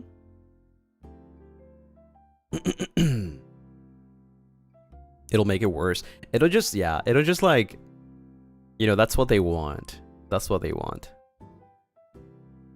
It's like, you literally cannot speak anything bad about like, you know, like really, really strong fandoms. Well, not about the fandoms, but like about their like idol / Oshi, because, you know, it'll turn into a freaking war. And even if you're joking about it, which is, I mean, I'm pretty sure that a lot of people know that I'm joking about the Silas thing, but clearly there's some fans that don't know, because that post went like kind of viral on TikTok, and there are some fans that were like, yeah, who the frick is this guy, you know?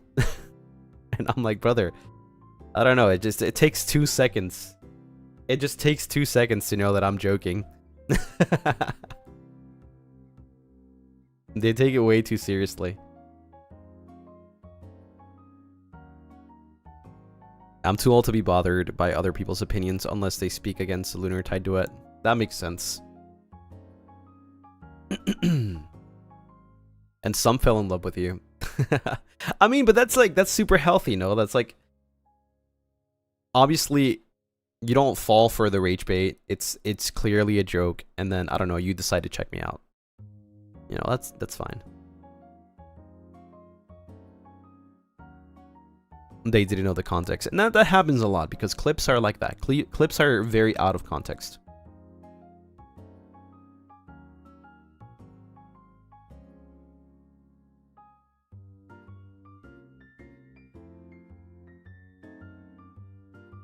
There's a fandom I was in one time that was way too toxic and possessive that I left the community. Yeah, that's fair. That's fair. I mean, if that were to happen ever, which I hope it doesn't, because I feel like we have been fostering a community that is not that way, and I've been very vocal about, you know, like the way that I want things to be. Respectful, follow the rules, no engage in hate, you know, nothing like protecting me or overprotecting me, or, you know, doing things on my behalf when I didn't even ask for it, right? Things like that, because that turns quickly into a very toxic community. But if you ever feel like, you know, you don't, how do I word this? If you ever feel like maybe the community is not going in a direction that you thought that doesn't align with you anymore, I just want you to know that it's okay to take a break. Right, it's okay to take a break. Maybe, I don't know, maybe you'll come back in the future, maybe you won't. I respect your decision, right? I think that our community is going in a pretty good direction, right? I've been very proud of the way that things have been, and I think we're doing pretty good. Yeah,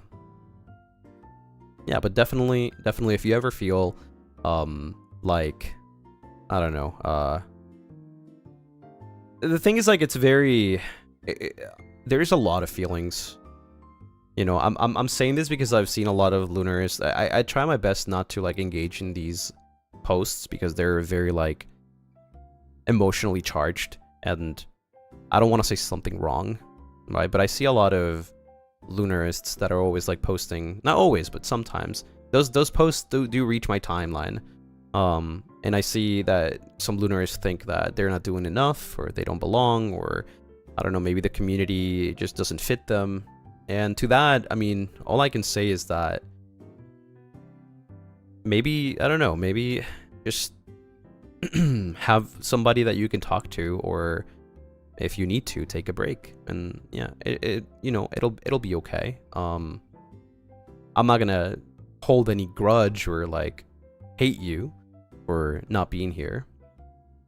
If you want to take a break and you want to come back in the future, you know, all of our arms are open. Never going to be closed.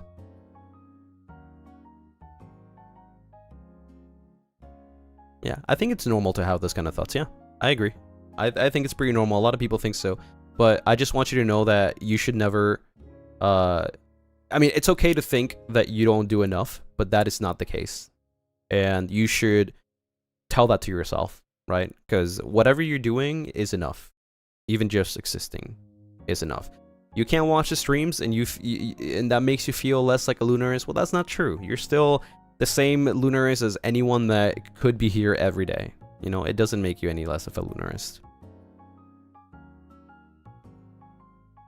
And if I have to say something, this last year, I understand how easy it is to isolate yourself because you feel like you don't belong.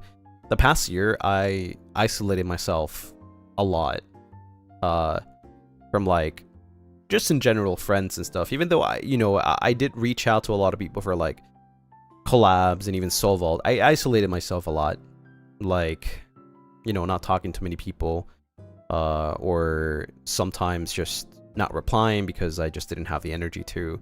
Just in general, isolating myself. It was terrible. It was bad. Right, it was bad. So this year I decided to not do that anymore and just reach out to everyone that I can. It's pretty easy to isolate yourself. Yeah, it happens. Yeah, it happens. Was it because you were super busy with your own stuff?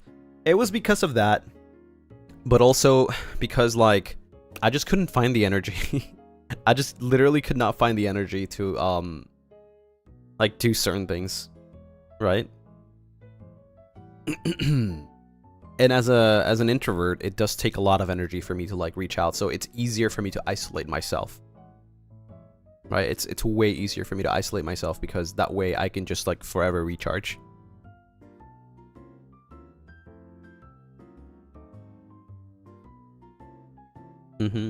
So yeah, if you ever have any of those brain worms, it's okay if you feel like you want to take a break from the community, right? Again, it doesn't mean that you're less of a Lunarist. It doesn't mean that you'll stop being a Lunarist if you decide to come back. You'll always be a Lunarist. Anywhere you are, anywhere you go. And the way you feel is valid. If you feel that way, there must be a reason for it, right? And that reason is valid. I'm not gonna invalidate the way that you feel. Just, maybe try to take a break or talk to other Lunarists, perhaps.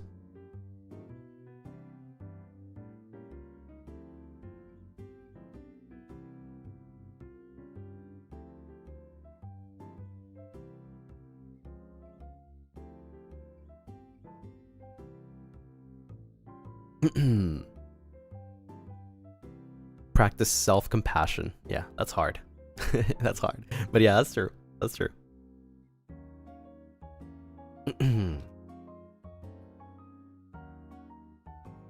We've been through so many things together, but I hope our community will stay healthy and welcoming to all. I hope so. I really hope so.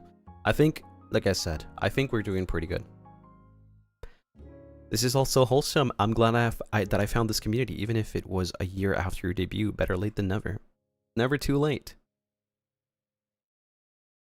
Did we forget about the screenshots and design we need to do? Yeah, no, I haven't forgotten about it. I'm chill. I don't think it'll take 2 hours to do both. We can do the screenshots pretty quickly.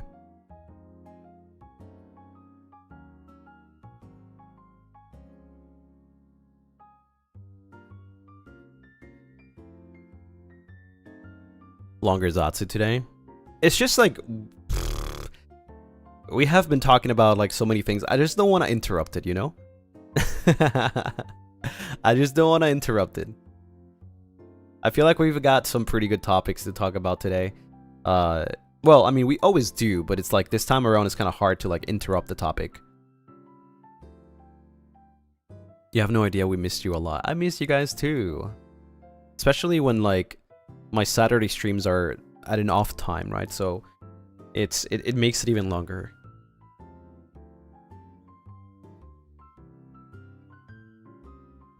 I'm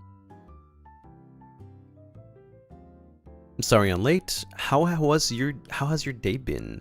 Hope stream's been going smoothly. Pretty good. It's been a pretty good day so far.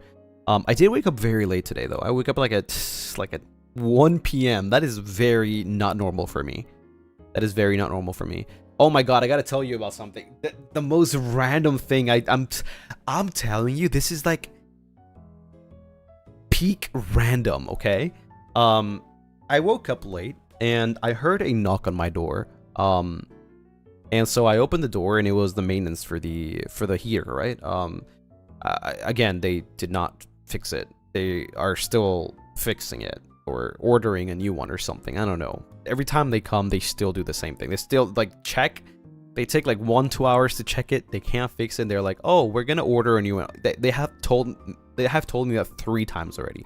Okay, but this guy, first of all, this guy, tall as hell, looks like Santa. I thought Santa was bringing me a new HVAC. And I was like, holy frig, that's late Christmas, but better late than never. So this guy starts fixing it, and he opens the door where the heater is, right? Yeah, he starts fixing it, and then I'm just there. I'm just chilling, you know, just making sure that you know, everything's okay. And they don't just leave and say, oh yeah, it's fixed, but it's not fixed. And so at one point he was just like telling me something, and then I kid you not, I am not exaggerating it here, he threw the freaking loudest fart you could ever hear, reverberating over the whole living room. It was like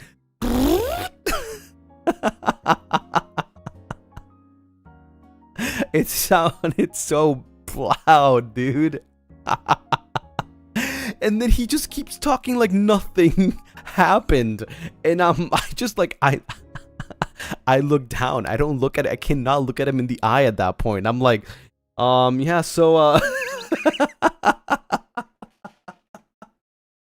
I'm like, this guy can't be real, dude.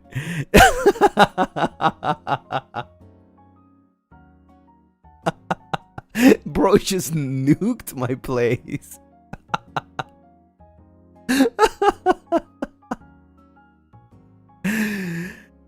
Dude, my apartment is empty, right? So like when I tell you it reverberated throughout the living room is crazy. I thought it was like a joke or something, and he just tries to look at me and tries to tell me something like I just didn't hear his freaking loud fart. Like, what? Like what am I supposed to do?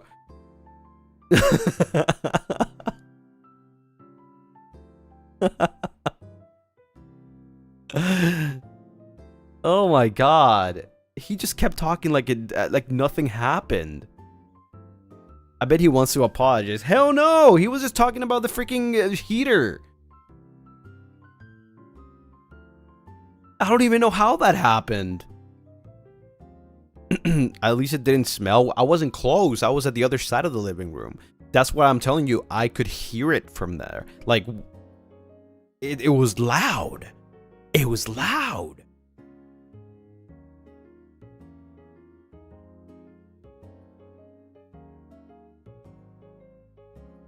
It had reverb. It did. It reverberated through it, like reverberated throughout the living room.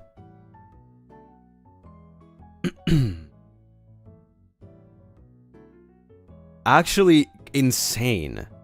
Bell, thank you for the super. I'm tearing up and then laughing so hard right now. Yeah, that happened today. Oh my god, it's freaking crazy. Like, I don't know. Like, he just. I literally could not look at him in the eye. I had to look down. I was like, oh yeah, you know. I was like, oh yeah, and like in my mind, I'm like, did he not know that it was loud?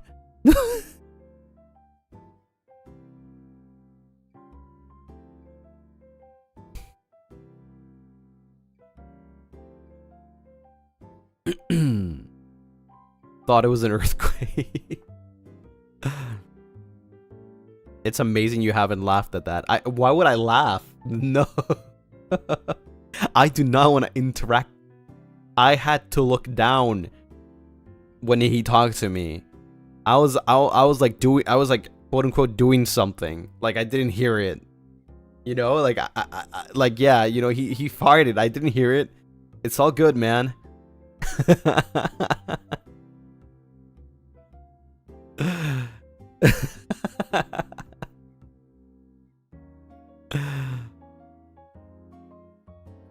Crazy.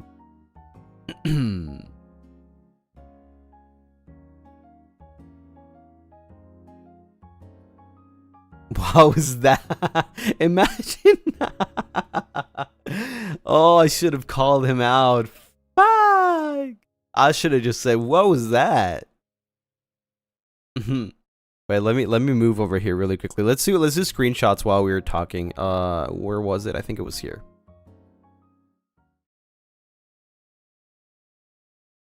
Okay, that might be a little too big.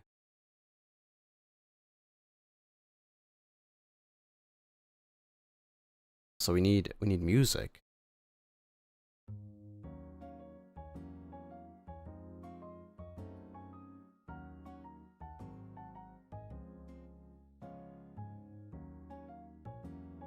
There we go.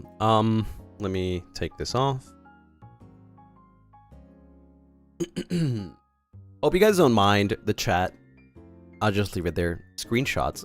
It's for the meet and greet that I couldn't screenshot, so let me do you guys can do requests if you wanted to, but I'm gonna do the ones that I already have. So we can screenshot this.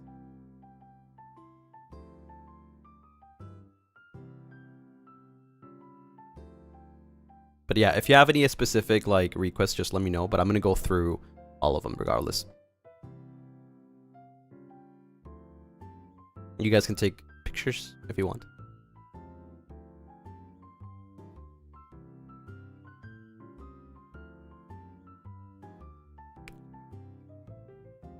Oh wait, this one needs this. There you go.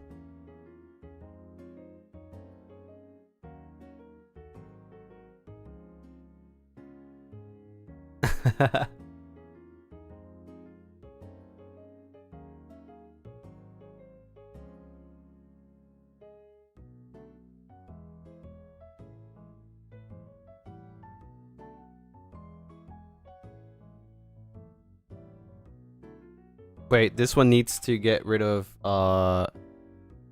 this.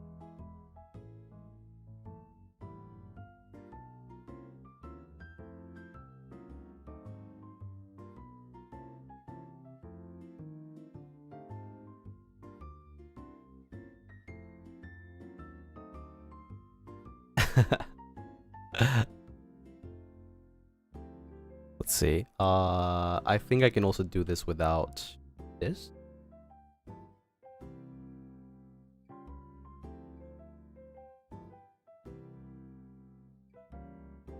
There we go. Then let me take.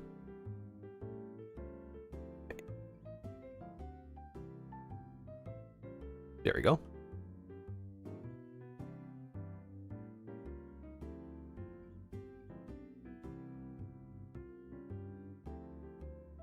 Two point oh hair.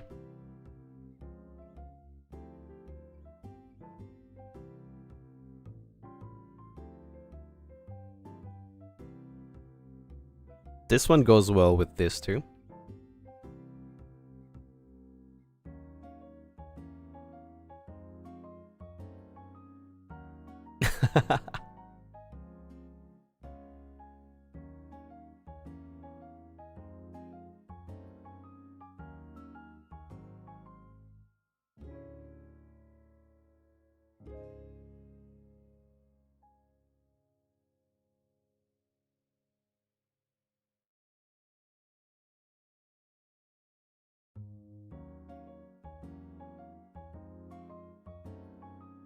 We have this little guy.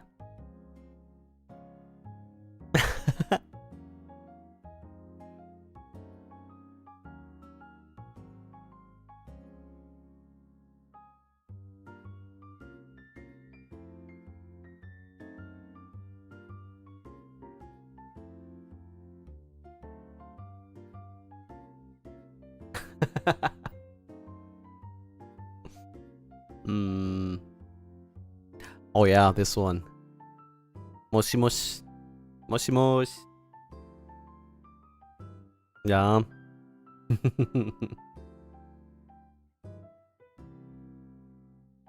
Oh, this one needs a sweater.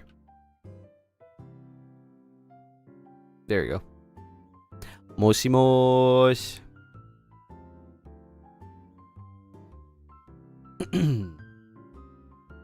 When Gale called you.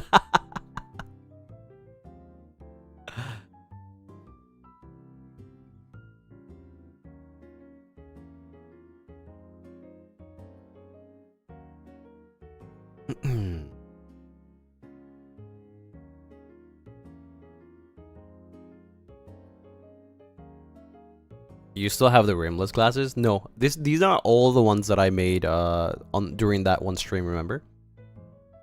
So no, I don't have anything else other than this.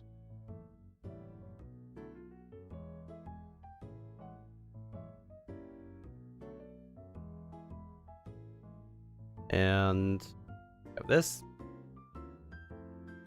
Can we get a wink for this too?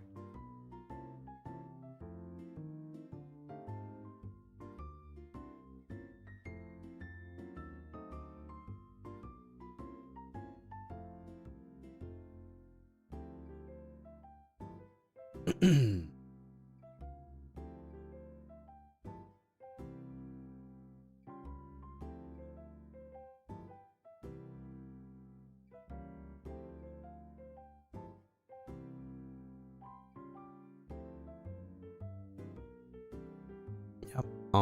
What else am I missing here?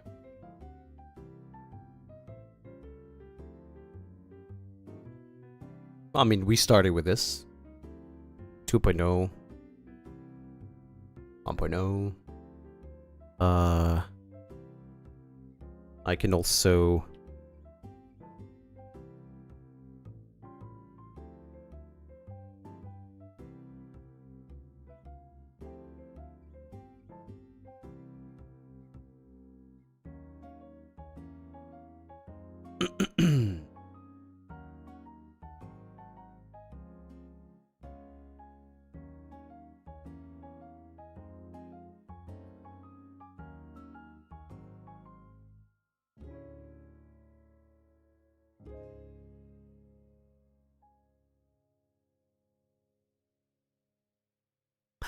Oh, wait, this one, wait, hold on.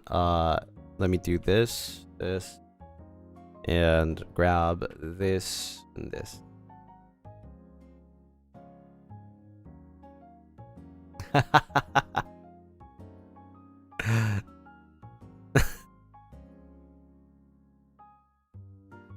Wait, what if I...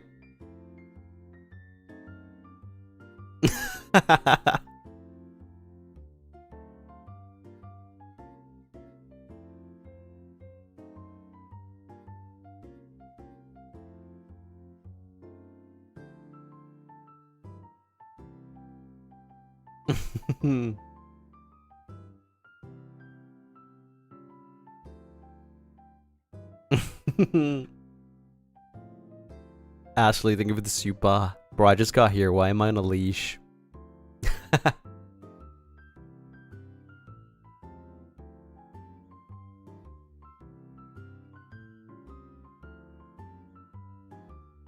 Wait, I might be able to just get a little closer here.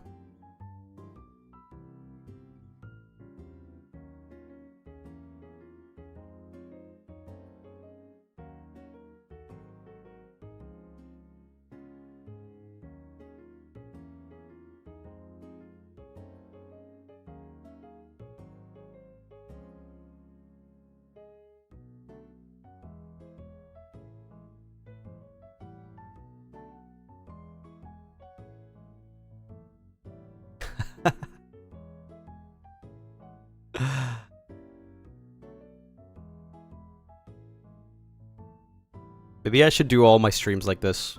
Like, all my Zatsu streams should probably just be like this.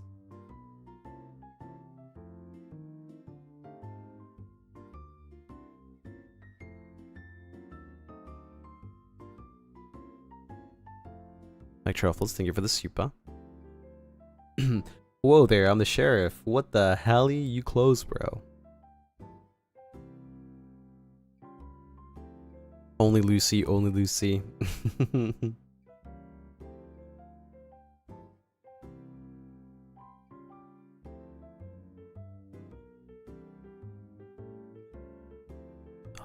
What else do I have? I remember I was asked for this during a meet and greet. For Yandere. Yandere vibes.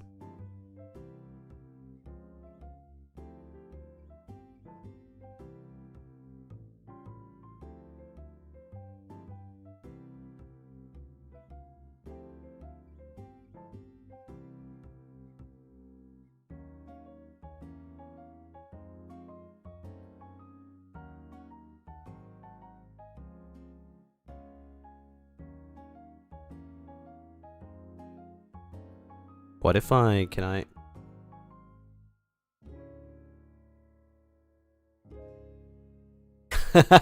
Damn.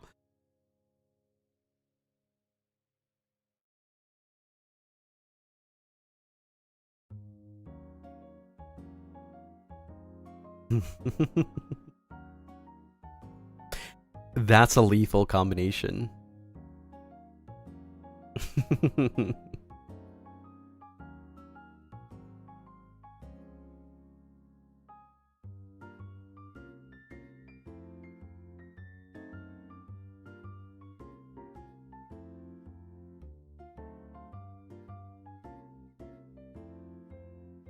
Dalgi, thank you so much for the super. Pull harder, don't be shy. Hey, yo! I'm not Aya, thank you for the super. I like my man like I like my rusty doors unhinged. Hey, yo! What the hell? Suyatori, thank you for the super. Can you do that look with a leash? I just did. I'm just doing it.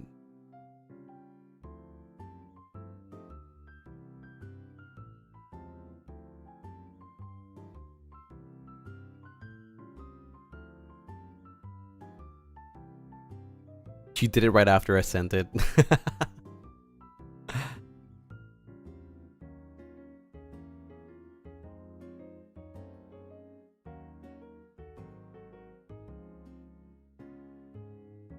Yeah, these assets are just so good. It elevates the game.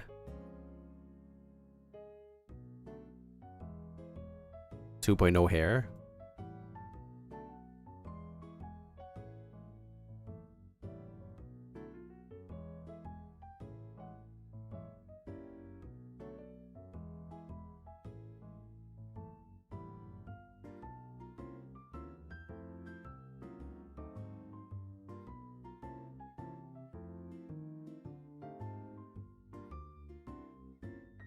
Cha, thank you so much for the super.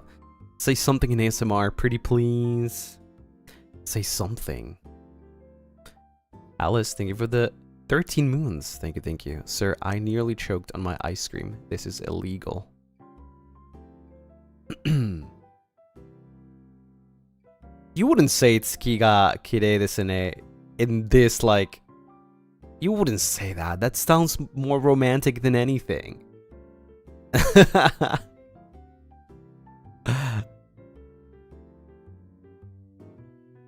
Hafu, thank you so much for the Agatupa! Thank you, thank you. Mokopi, thank you for the super. Try it, no.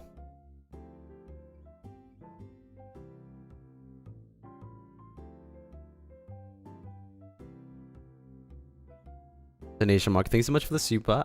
Are you a Ghostbuster? Because you're killing me.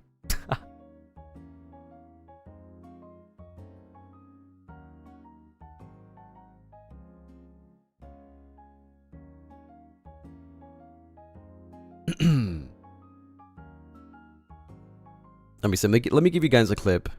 That's a good one, by the way. That's a good one. Let me give you guys a clip. You'll always be mine. Right?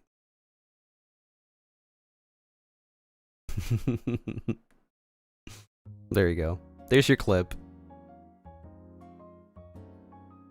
Edna, thank you so much for the super. The KFC flashbacks is strong with this one. KFC?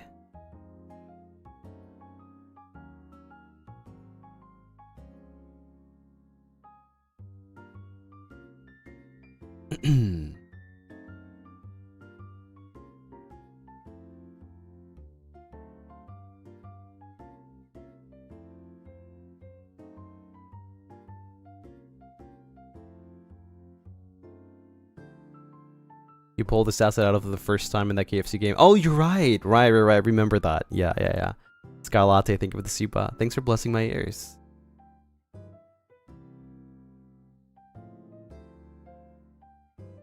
Mike Truffles, thank you for the super. I'm gonna pass that after you said that. Bah! Get sent to the Shadow Realm. No, don't get sent to the Shadow Realm. I need you here. You need to do an ASMR stream. ASMR stream. I need a script. Cayenne, thank you for the super. I love my Sigoi Lunarish life. Thank you for the meal, Lucy Tascaru. Princess Pinkboat, thank you for the 14 moons. Abuga, woof woof woof woof woof woof woof woof woof woof. Anyways, I bought the June bride ring, so what are we? Happy 14 months anniversary. Hashtag hot, hashtag pog. You bought the ring, wow. I haven't seen you wearing it though.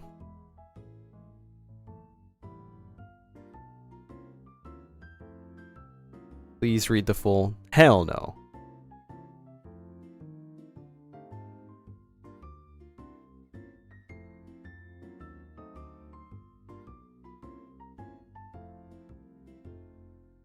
I just came and first thing I saw is this.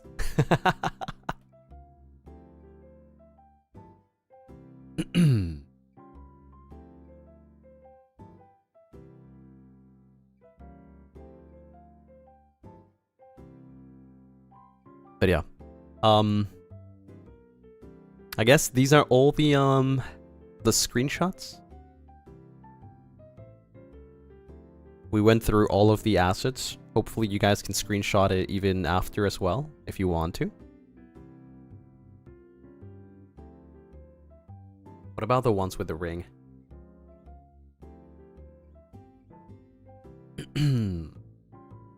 I need to see you wearing it. This is why he's the secret route. Well, apparently I'm not the top secret route, so yeah, you're gonna have to fight harder.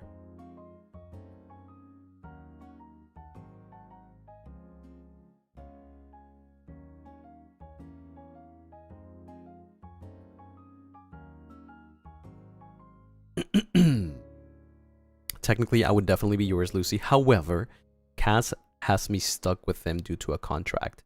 I mean, a contract doesn't mean anything if you're under my leash.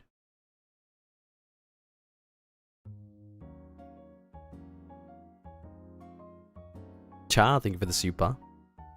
I take it back. Don't say anything ASMR without letting us prepare rib soul links.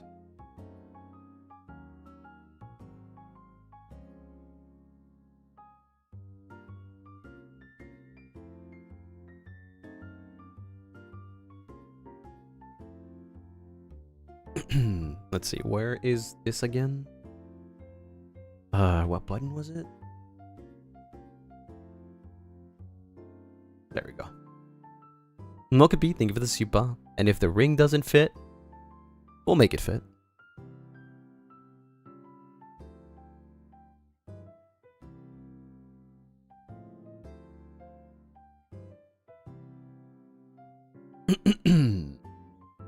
Sweet Tori, thank you for the super. Okay, I forgot about any other man, only you.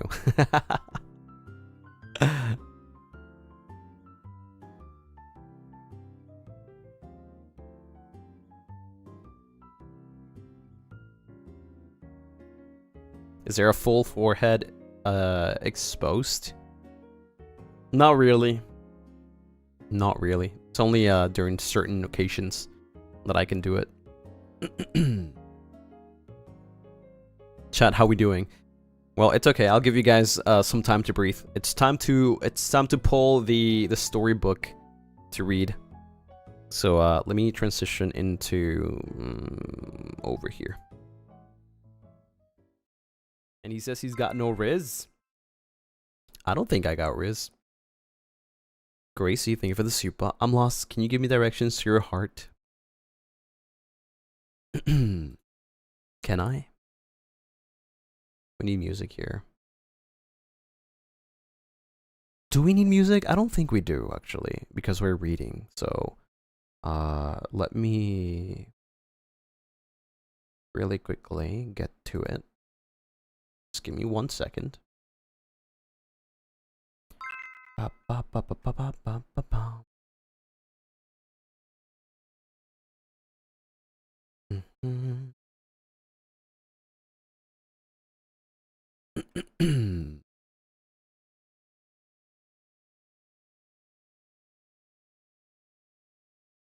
Bookmarks.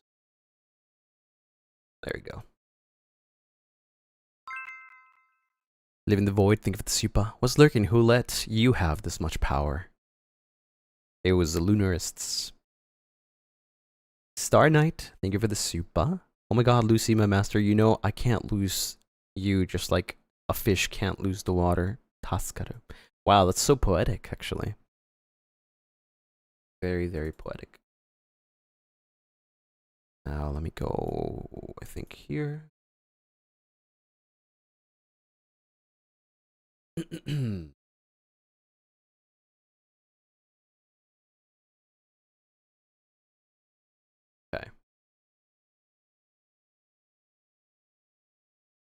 Ooh, perfect. No, let me just move you guys a little bit. After this, I will explain my schedule, by the way. Okay. So we're not over just yet. Put you guys over here.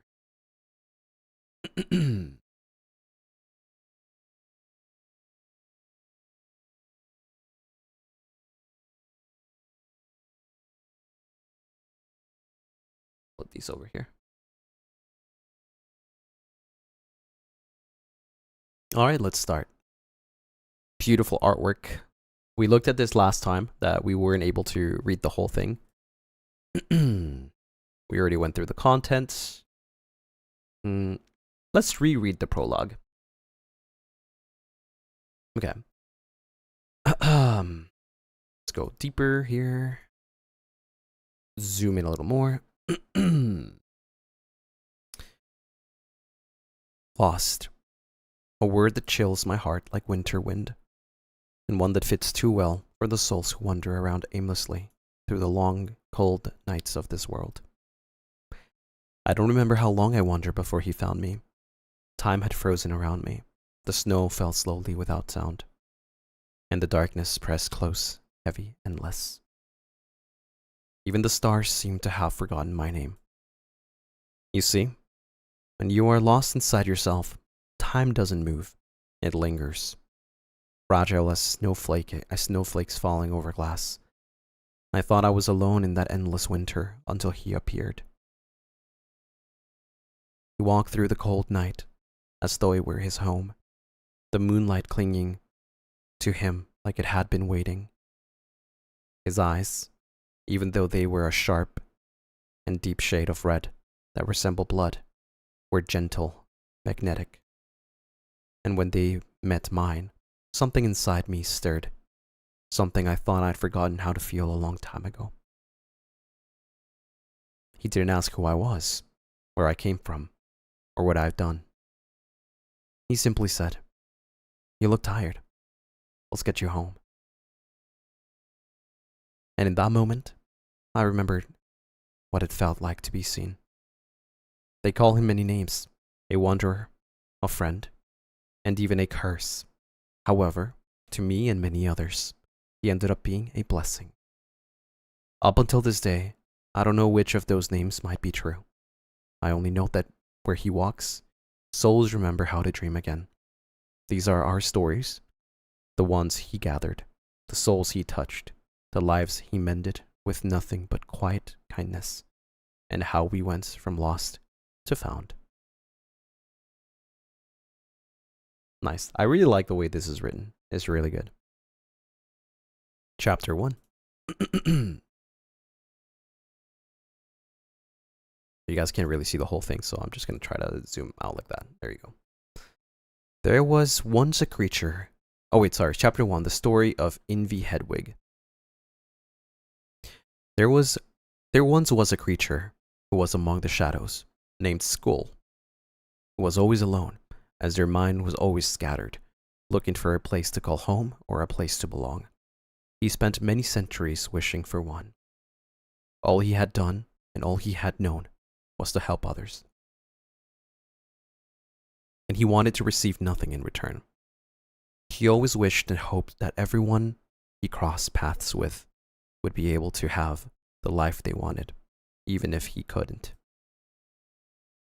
He was fine with that for many, many centuries, because he had no one to speak to of his own misery. He wished not to share that pain with those who were finally free from their own misery. So instead, he remained quiet for centuries. His horns grew bigger. As his scythe grew stronger, so did his loneliness, hoping, wishing, and praying for his own peace. Then he saw you walking through the forest one day. You had looked so happy and free. You were not like the other souls. No, you were a unique soul, and still are because the souls that Skull had been searching for to save, you had found. As they glided into the air, so light and free, and it's all because of you. All of those lost souls he had wanted to free from their own pain and misery, you had found them all, and it made Skull cry for the very first time in so many years and centuries. Out of gratitude and happiness, because you found him too. Thank you for everything, Lucy. Chapter 2, The Story of Alice. Underneath a wide blanket of snow, branches belonging to ancient trees of the forest reached towards the pale white sky. The snow-covered arms balanced small woodland birds. These well-dressed birds looked around, only to see blankets of pure white surrounding the forest. One bird wearing a small hat that resembled that of a pirate chirped gently as his friend, who was wearing a white, fluffy coat around his shoulders. The bird's chirping caught the attention of two other birds in a nearby tree. One wore a pink beret, and the other wore a green scarf. The pirate hat-wearing bird chirped loudly, flapping its wings eccentrically, causing the other three boys to look down at a new figure in the forest. Not many visitors made their way to the forest, and yet a red cloak dusted with white snow trickled itself toward the dark castle. The birds knew of this dark castle as it was home to a lonely prince. The lonely prince lived in the dark castle on top of the hill, where it seemed that sunlight would not dare to touch. On the hill, everything seemed to wilt at the void of life, even trees that blossomed just a few valleys down. The castle was tall and uninviting, but to the one adventurer dressed in red, they kept trekking along. Her eyes looked up to see the four birds dressed unusually, as she tilted her head. Her hair curled up like wispy souls, as her gloved hand held onto her satchel. Curious, she placed her hands together and made a soft bird call, startling the four birds. She giggled, but immediately apologized when she began. "Hello, I am looking for Lunaris castle." She spoke gently. Her lips and cheeks were rosy from the cold, and yet she maintained her beauty. The birds gasped. "Why would you want to go there?" One spoke, causing the adventurer to smile. "That's the end of life. I'll tell you," another warned. Wow. How do I go next? Oh, there you go. Oh, whoopsie. No, I want to zoom in. There you go. "I heard of a lonely prince. I wish to bring him a gift to keep him company," she explained, as the birds chirped amongst themselves, only to have one point their feathers in the direction of the castle. The adventurer smiled, thanking them, and continued her way through the forest. As she arrived at the castle, she noticed everything was dark and void of life. Quickly, she shot a glance at her satchel, noticing that the flower was still alive and far from wilted. She smiled, knocking on the castle door. "Go away," a voice mumbled as the adventurer shook her head. She knocked once more, earning a loud roar. You guys can't see this. How come you guys can't see this? Maybe I have to no. It's because of the way that okay, there you go. Wild roar. The prince finally opened the door, his eyes widening at the sight. She stood there with a beautiful, blossoming lotus flower, and her life untouched by the darkness of the castle. Prince Lucien stared at the girl, who had traversed from another land just to share some sense of holiday spirit with him. "I know this isn't much, Prince, but I did still want to keep your company on this holiday. Everyone else in the village is enjoying themselves, so you deserve it as well, even if your castle is all dark and brooding." She giggled, her smile bright like the moon. The prince sighed, offering her inside and opening his once empty and void castle to her warm and sweet company. The lotus was placed in a vase and kept carefully in the center of the main dining room. As the two dined for the holiday, everyone, even dark and brooding vampires, deserve love. Aww. Kind of reminded me a little bit of like the Grinch. Let's see. Let's go over here. Chapter 3. The story of Ayaya.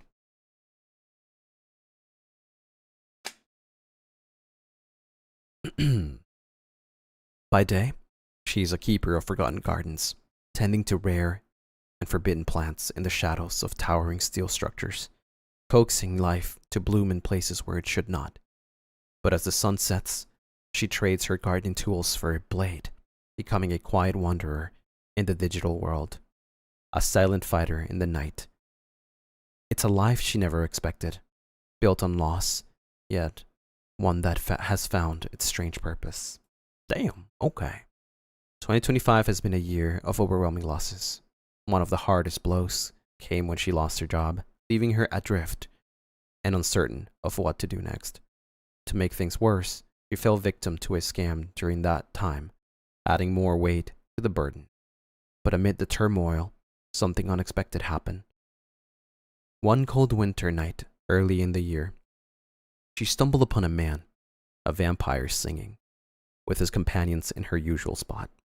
His voice, rich and captivating, reached deep into her soul, pulling her from the haze of her own struggles. Intrigued, she found herself wondering, who is this vampire? What's his story? Why is he here, singing under the cold moonlight? Soon, it wasn't just his voice that mesmerized her, but the peaceful aura he carried with him. At first, Lucy's world seemed like a distraction, something to pass the time and escape life's endless demand. But as time went on, her job loss became a hidden blessing. Through Lucy, she discovered a community of lost souls, kindred spirits who became like family, supporting each other in ways she hadn't expected. She's grateful to him, for without him, none of these connections would have been possible. But as 2025 nears its end, life has brought her back down to earth. One of the most painful losses was the passing of someone deeply important to her just a month ago. Grief has become a quiet companion, one that's difficult to navigate. It's hard to know how to grieve, hard to express the ache that fills her chest. Sometimes the tears come unexpectedly, a reminder of lost love.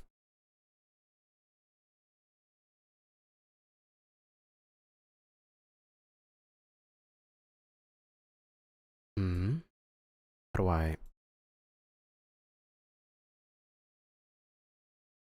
I'm trying to... I don't know how to control this. I don't know how to control this. I'm trying to get close so I can read.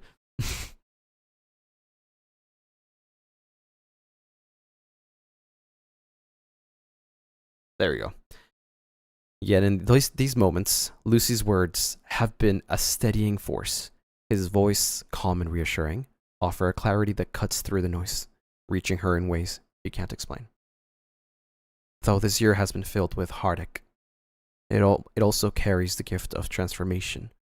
Lucy has changed her life, this quiet soul who has spent so much of her life hidden in the shadows. His music, his message, and the community he's created have been a light in the darkness. As the year comes to a close, she wants to thank him for being more than just an artist, for being a beacon for those of us who feel lost in our own struggles. To the wandering souls who've touched her life through Lucy, and to Lucy himself, who unknowingly guided her through the storm, thank you. You've made all the difference. and for that, he'll be forever grateful. This Christmas, she celebrates not just the season, but the unexpected gifts of love, music, and friendship that have made her journey a little brighter. That's so nice. Thank you.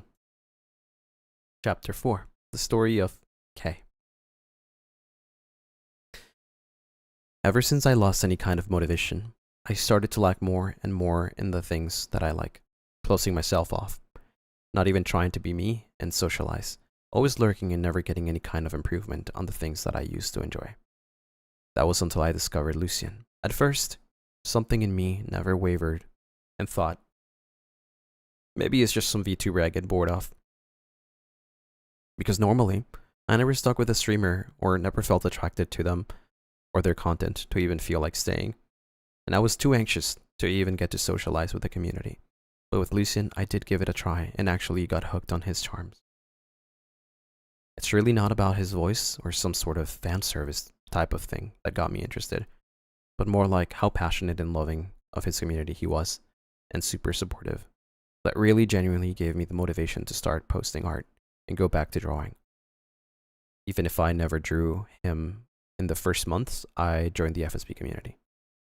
He was very welcoming, and the Lunarists too, and I felt like I could try again and meet or chat with new people to try and connect with the community. It did work, and I was so shocked when my name popped in sometimes or got mentioned on stream. When the other Lunarists liked my art, even if it looked like trash. When I could actually spend almost 2 to 4 hours listening and watching everyone talk.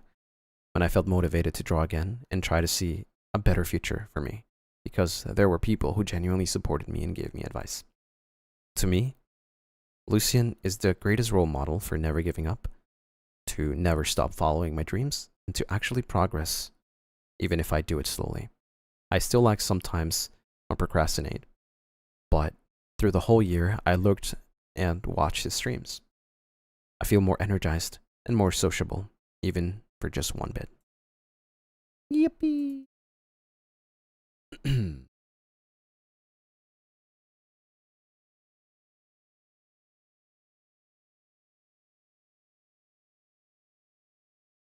There we go.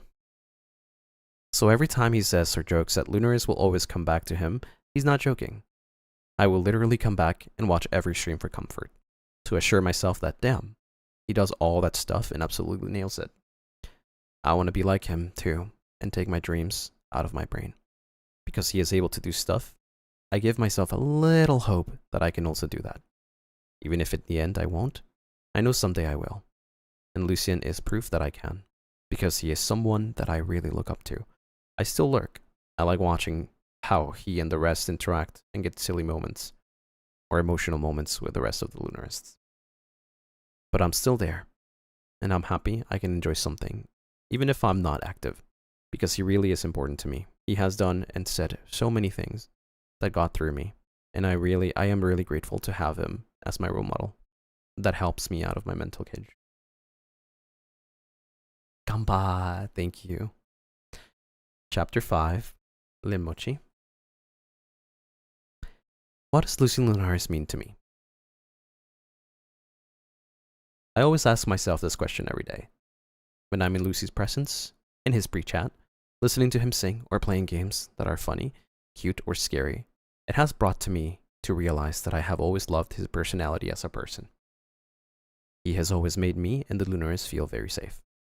He strives to work hard and to make us proud of him. And to me, he has already achieved this, even if he might not believe it himself. Lucy gives me the vibes of a role model, someone I can learn from through his wisdom. He teaches me to love the little things in life and to always be myself, even if that means being weird or awkward. From my point of view, Lucy is a content creator who reminds me of my worth and inspires me to work hard, just like he does. Lucien is a very kind and hardworking person, and I hope he knows this. I hope he knows that he is always enough in a world that could try to take that away. The Lunarists will always remind him that he is enough, and that he works so hard for us. In return, we will give back through our projects and all the hard work we want to present to him, always and forevermore. Thank you, Lucy, for existing and for working so incredibly hard for the community you created. With all the love and happiness I have, I send you my positive affirmations so you can keep going and continue working towards the dreams that you want. Yours truly, and Mochi. Thank you. These are very lovely. Like, very lovely. I was not expecting this. I was not expecting these messages.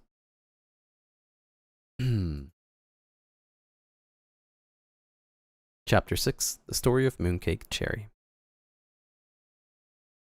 Once upon a time, there was a beautiful palace called Emberflame.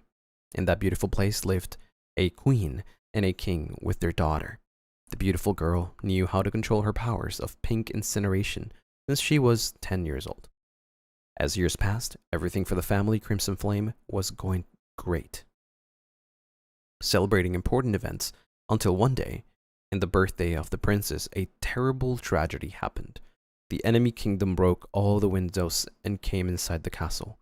That celebration turned into a bad ending for the princess. The guardians of the enemy kingdom killed everyone, even the princess's parents. The princess couldn't save them.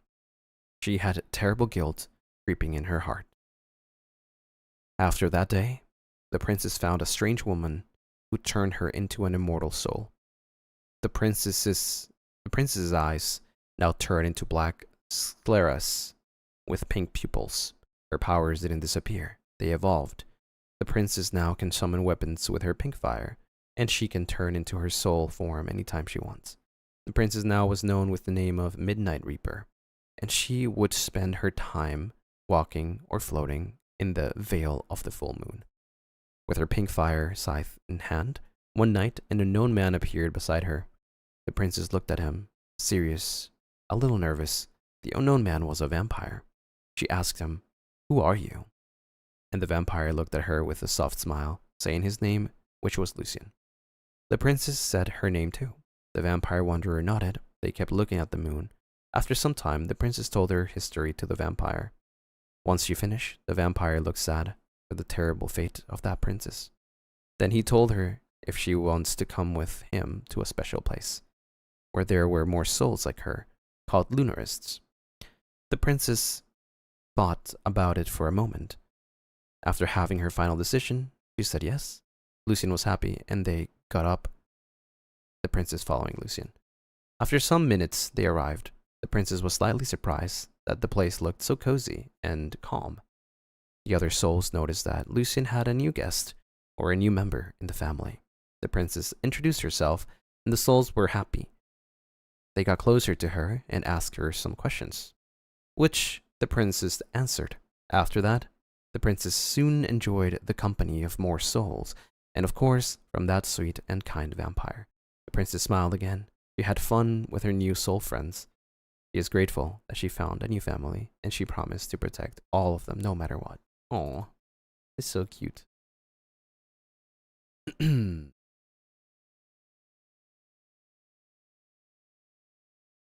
Chapter 7, The Story of Red Stars.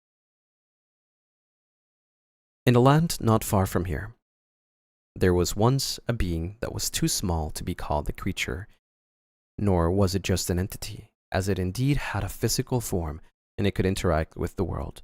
It had 2 round eyes, 2 little hands and feet, and its body was white as snow. One day, they came across a large building that resembled a castle, and surrounding it was an equally large garden that had a bunch of bushes with roses of different colors, though one color stood out the most: red. The little one floated as it followed a stone path before they suddenly came to a stop when they turned a corner, immediately rushing to hide behind the greenery as it peeked its head out. The reason it had stopped was because they saw someone, a man who stood facing the sky with one arm outstretched, his voice filling the night air as he passionately sang a song from the heart. The crescent moon that hung above was shining down on him like the world's biggest spotlight, basking him in a bright glow as it highlighted his immortal features. When the song was over, he let out a small sigh, as he had a bit of a solemn look on his face. An expression that quickly went away when he shook his head to clear his thoughts. And it was at that moment that he heard a quiet rustling to his right. Is someone there? He called out in the direction that he heard the sound coming from, hearing no response in return, but he continued to speak.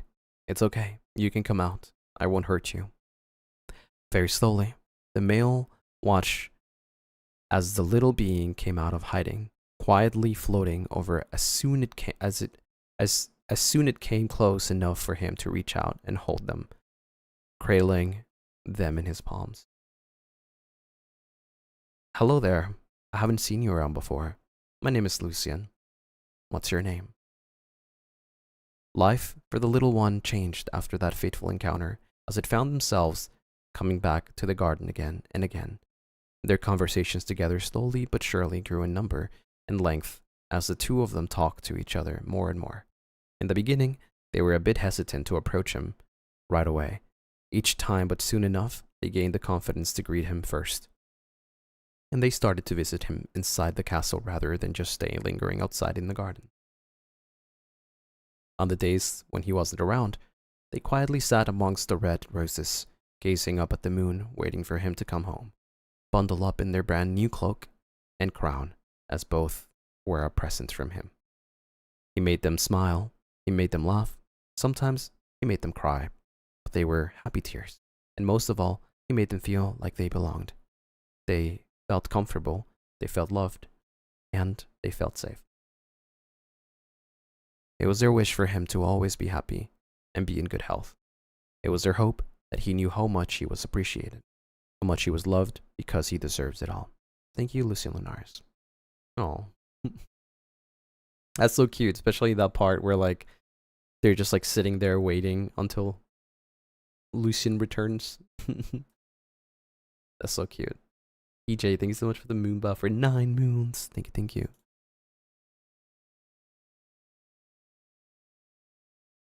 The story of JK. My soul couldn't be put to rest even if I craved for eternal peace. I can only deduce that it's because I'm a half yokai.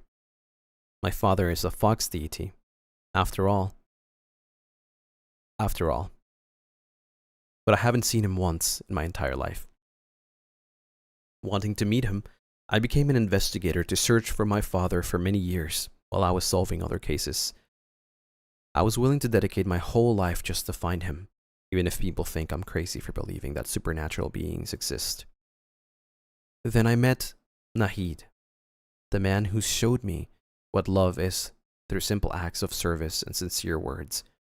We loved each other and even planned to settle down, but everything came crashing down when he got married to a girl he didn't know because of his family.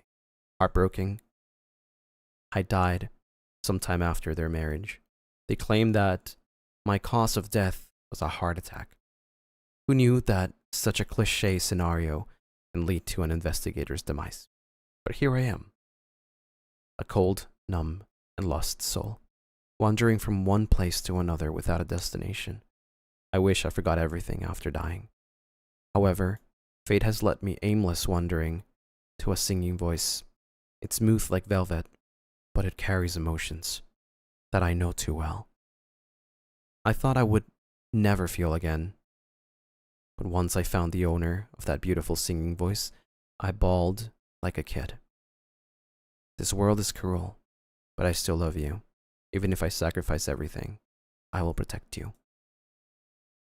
Those lyrics feel like a hug that I never knew that I needed at that moment. I know that I'm already dead, but it feels like my heart is beating again slowly. All this time, I just want to feel safe and loved by someone after what I went through. Someone to remind me that I'm not alone in this cold world.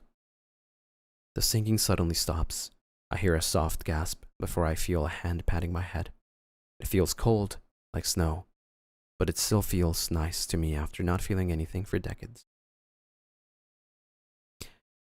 Aw, a small white fox. Hey there, little guy. When I look up curiously, I see a pale gentleman in black clothes, smiling and sitting by the fountain with a guitar on his lap. He has red eyes and sharp fangs. A vampire.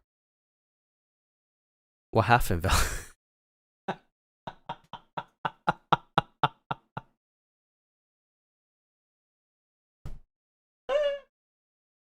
What the fuck? Why are you crying again? I know, vampire, right? But I swear I'm good vampire, 'cause I don't drink blood. My name is not Vela, though, I reply to him while sniffling, surprising him that I can talk. Oh. There is a long silence between us before we laugh at how awkward and silly the situation is. That's better. A smile suits you. What's your name, then, if not Vela? He asks, while a soft smile and warm red eyes that remind me of a calm sunset and hopeful sunrises. I can get lost in them if he allows me to stare at them for hours. I introduce myself, a bit glad that I still have my memories after death, or else I might have been named Vela. Phew! What about you, Sir Vampire? He chuckles. This vampire's name is Lucien Lunaris. It's a pleasure to meet you, my dear. After our meeting that fateful night, I became one of your Lunarists and found a new home. So thank you, Lucy. Every day with you is like solving a mystery as I get to know more about you, since you're hard to predict and your past memories are hazy. In order to express my gratitude, I do my best in investigating and gathering as much info as I can about your past while making new fun memories with you and my siblings. I hope we can be together forevermore. I don't know if forever does exist, though, but even if it doesn't, I want to let you know that you're loved and won't be forgotten. Merry Christmas, my moonshine. That was funny, but cute.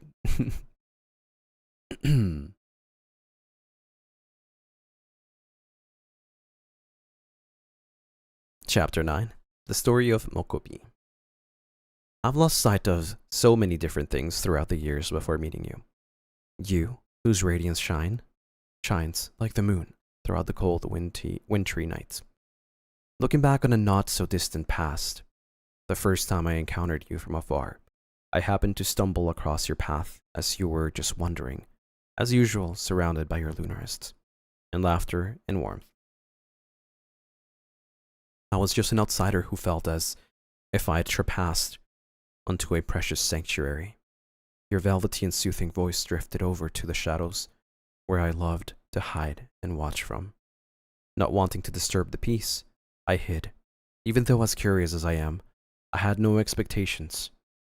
I didn't think that I would be accepted and have a place in this warmth. I found you, and you found me. Even though it was just a tiny interaction on that one fateful day, it meant the world to me. My insecurities would never have allowed me to open up if it weren't for you and the Lunarists. Kindness and warmth, your kindness, gentleness, and peace melted my frozen heart. Now in the present, I think I finally found my own family and home thanks to you. Sometimes I still worry I'd end up messing up and ruining it all, or still not being able to fit in. Unfortunately, these tears and worries will never truly go away. But knowing that I have somewhere warm and safe to return to reassures me and settles my worries. I feel like I still have a wall around me at times to protect me from exposing my vulnerable self, and I may still need a little more time to break away from it completely, one step at a time. I'm truly grateful to have met you, a bright and dazzling existence, and hope that I can remain at your side, even for just a little longer. You've inspired me to be brave, maybe to even be a little bold, but I will still be the same silly and awkward soul. Even so, I'm proud to call myself a Lunar. As I look forward to your future endeavors, I hope to continue to witness and experience all the silly and fun moments. I believe you'll continue to achieve many more goals, ignite fires in hearts, and inspire everyone to love and believe in themselves. Thank you for all the wonderful memories, the fun interactions, and the best of all, your bright smile. Merry Christmas, and may all your hopes and dreams come true.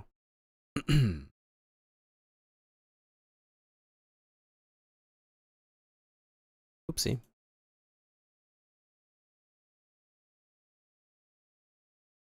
Chapter 10, The Story of Mayu. Once upon a time, in a land far, far away, lived a lost soul whose name had been long forgotten throughout her meaningless journey. Having lived like this for as long as she remembers, loneliness became her only acquainted, her only home. And even though the little soul didn't mind it, most of the time appreciating such calm from time to time, a shy, hidden part inside her longed for someone by her side, someone she could share with and talk endlessly about the things that had caught her attention in her wandering spent years.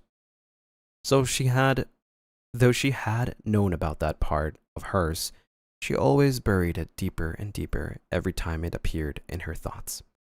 In the end, even if she had lived among the human and non-human beings and witnessed so many encounters and stories, she knew her only role was to watch it all unfold from the shadows. So it was shocking for her to suddenly stumble upon a mysterious vampire on a starry night, talking and laughing and bickering with many souls around him. The scene was new but warm, a complete contrast to her monotonous world. Before she realized, she had hid in the shadows, slowly moving closer to that bubbly group, strangely looking forward to seeing them talking more. She could feel a strange but known feeling of sparkling to life inside her again, a desire she had long failed to bury, growing bigger and bigger at each attempt of hers. Still, she also could feel the side of her that feared the new, the unknown, as well as the hope inside her. Desire and fear collided, anxiety and hope fighting for dominance, for her choice, her future. Then, she moved, her walk towards the vampire and the soul pile surrounding him quiet and slow, only noticed by a few souls here and there. When she got closer, she never expected to be noticed by them, to be welcomed by them. But she was. The welcoming was gentle and reassuring for her, a care she found herself caught in, even if she felt unworthy of it. From that day on, the little lost soul approached the vampire from time to time, little changes coming with each encounter to her life. Her soul blanks brought her love and acceptance. They showed her a friendly world, a place where she could make new friends she could share her passions with.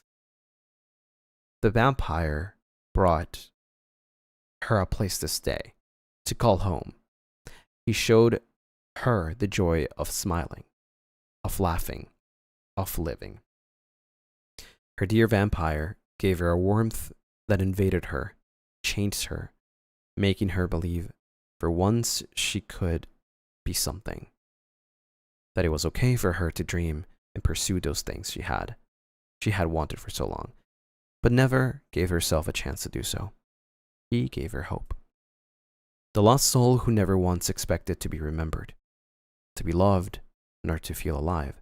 The wandering soul who never expected her quiet and distant personality to find a place where she would feel accepted and a part of, even if it was a small, tiny part.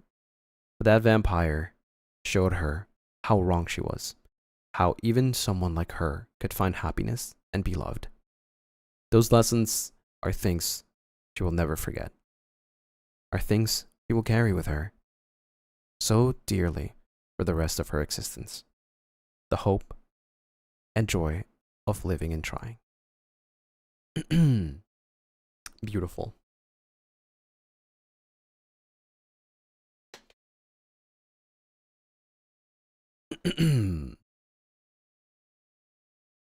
Chapter 11. The Story of Edna. And that day, same as always, the soul wandered. They wander throughout the day, freely, aimlessly, without a care in the world. They had received their diploma, the major not being the most highly regarded by others, but meant the world to them. Joy had always been their priority, and nothing would ever change that. Nothing should. But now what? That day, same as always, the soul wondered. They wonder if the path they chose was the best. They wonder if the future would have been as scary as it is as they had chosen another route. They wonder if that joy was surely worth it. They see the people around them, passionate and ambitious, and wonder, what is it like to have a dream?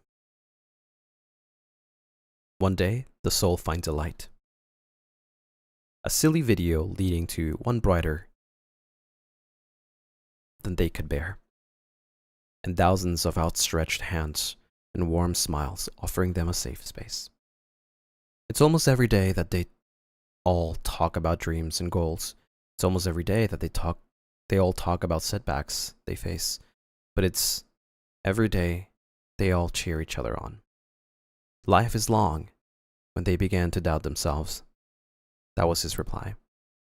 Although some people will tell you life is not long, but life is long, really, and you never know when things change, and you'll find what you want. One day, the soul takes a chance. They take a deep breath and plunge into something new, something they've never considered before. It isn't something highly regarded, but they are proud of it. They wonder if they're cursed to continuously make choices like that. However, congratulations! That was the first thing he said when they told him about it. Is it something you've always wanted to do, or is it just in general? Nevertheless, though that's amazing, that's good news. Surprised? They replied, honestly, it's something I'm trying, but I'm loving it so far. I remember that. That's nice. When you're doing something you really like, that's really nice. They were simple words that anyone could have said, and perhaps that was exactly why no one had said them before, because sometimes it's the things we take for granted that could save us. Today, the soul continues. They continue to laugh. They continue to love. They continue to live. They continue to aim for the blinding light. They continue to reach for the burning stars. Under the moonlight, wrapped in the melody of dreams, the lost and found, all hand in hand, will keep moving forward. They reminded each other with smiles, together. No way you remember? Of course I do. It's B, thank you for the moon. Bah, thank you. He always remembers, right? I don't need to write it in my book of memories to remember it.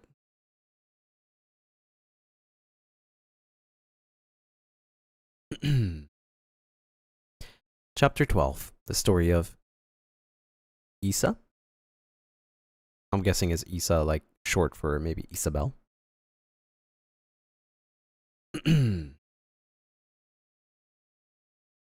Is it Isa? Wait, it really is Isa?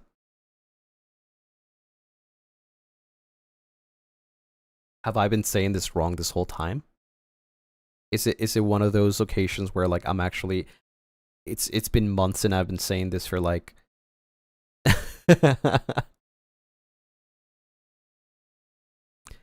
Grief is a strange feeling no one experiences in the same way. Some feel sadness, others anger, some even resentment.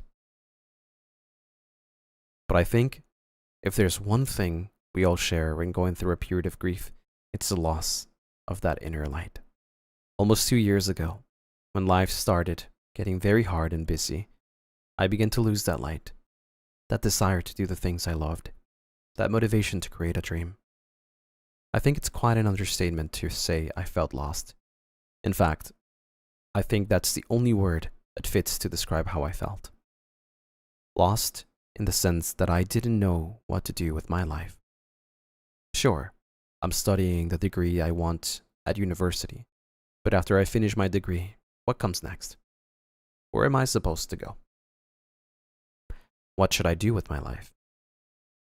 Do I have to settle for a job that I'll most likely end up hating? I don't have any dreams or any sense of vocation. So, what do I do with my life? It all began the day I suddenly lost 2 loved ones. Without them, I felt life had lost the warmth only they could bring. And I neglected myself. I forgot about myself and how beautiful it feels to dream, to love, and to create. And then, one day, everything began to change when someone appeared, who, without saying much, planted a spark in the midst of that silence. At first, it was a tender greeting, a fleeting smile that seemed to melt the winter ice in which I was trapped. Over time, that presence gradually undid the fear and doubts that frustrated me. Little by little, slowly, like snow falling and settling without a sound. Thanks to him, I rekindled passions I thought were lost. I dared to do the things I wouldn't have done if he hadn't given me the courage with his sweet words and constant encouragement. Soon, I not only felt that I was finding myself again, but I found myself gathering the courage to try new things. Becoming part of a beautiful community of people who supported me and loved the things that I did. I felt the true meaning of dreaming. He taught me that it's a privilege to applaud yourself, to celebrate your achievements and goals, and above all, to love yourself even through your mistakes and imperfections. He reminded me that it's okay not to be okay all the time, and that my little heart can heal if it accepts that there will be people willing to welcome me with open arms, even if I get lost and drift away again. He was the one who showed me that dreaming isn't about abandoning reality, but about giving it shape, a goal, a project, a small daily miracle. And so, little by little, that lost sparkle began to return, not like a blazing fire, but like a lantern that ignites with every kind gesture, every word of encouragement, with the certainty that, perhaps, destiny isn't a final destination, but a path that becomes brighter as you walk it. He says he feels he doesn't do enough, but I know there's no price to pay for what he's done for me, and for those who were lost, and thanks to him, found their way back.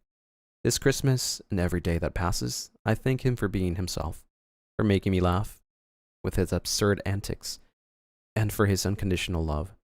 I hope he never forgets the things he's done for all of us, and that he understands it's more than enough, that his presence alone is a gift that brightens our lives. Shut up. You guys, oh my god, it's been 12 chapters so far, but you guys are so good at writing. It's crazy. I'm not a real, like, big reader, but I can tell something's really good by just reading it. Merry Christmas, Lucy and Lunarists. Special thanks to Project Coordinator, Ice Prince. Cover art, Ice Prince. Illustrator artists, Kay, McTruffles. Editor, Edna, Mokopi, Jane. Writers, Invi, Alice, Aya, Kay, Lianmochi, Mooncake, Red Stars, JK, Mokopi, Mayu, Edna, and Ice Prince again. Template, Ice Prince. Wow. Ooh. Wait. I need to.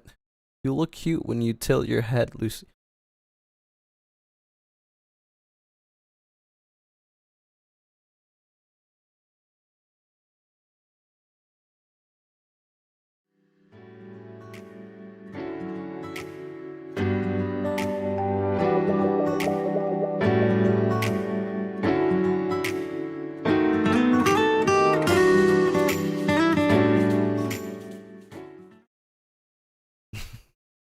Frick you.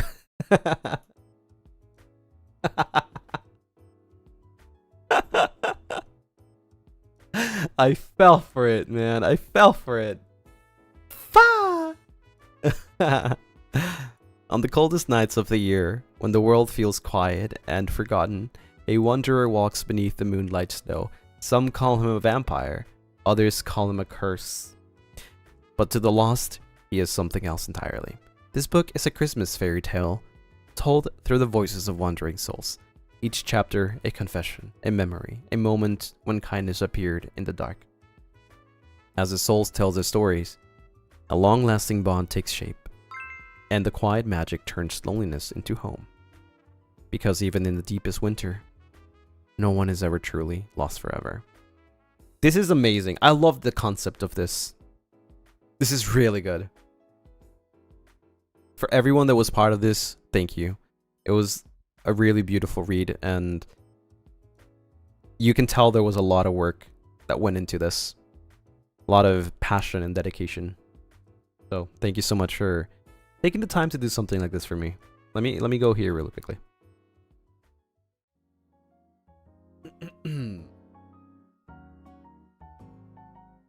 Mike Truffles, thank you for the super.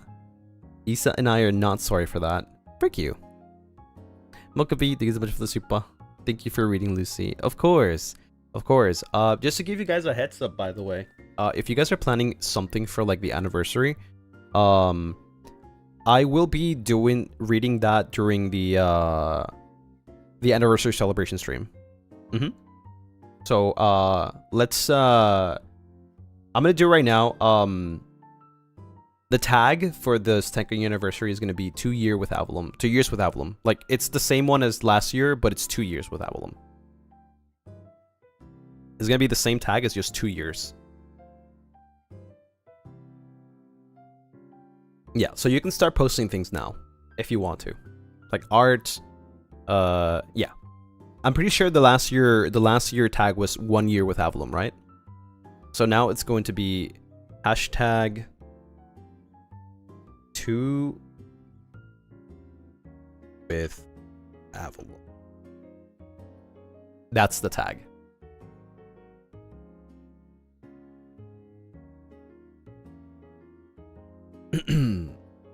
Yeah. So yeah, if you guys want to post something, I will tell you though that we are not planning to go through it as a group, but more individually.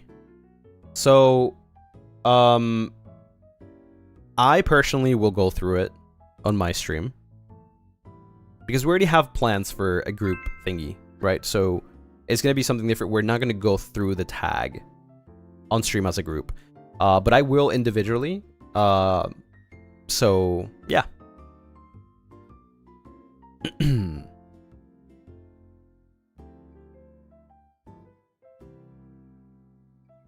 Edna, thank you for the super. Thank you for reading, Lucy. I'm still reeling because no way you remember that from months back. Of course I do. Those words meant the world to me, so thank you. Yeah, I hope you're doing well though. I really hope that you know that, you know, life is not about like suddenly just like booming, but more like baby steps. You know, sometimes we have to do some things now so that we can do what we love in the future. Mean Mayu, thank you for the 15 moons. Thank you. Should we still tag your general tag if it's yours specifically? That would be helpful. Yeah. If it's specifically for me or includes me, you can do 2 years with Avalon and then also Lucien Lunaris. Yeah, I think that would be very helpful. Especially if I want to go through some things on stream, right?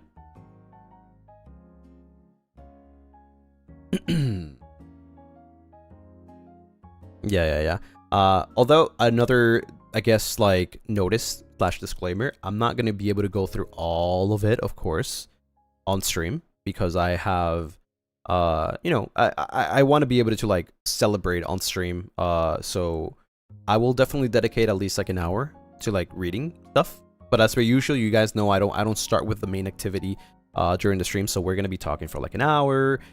You know, celebrating, then I'll get into reading, and then we'll do some more talking and blah blah blah. So I'm not gonna be able to go through it like during the stream, but if I missed something, I'll definitely look at like after stream.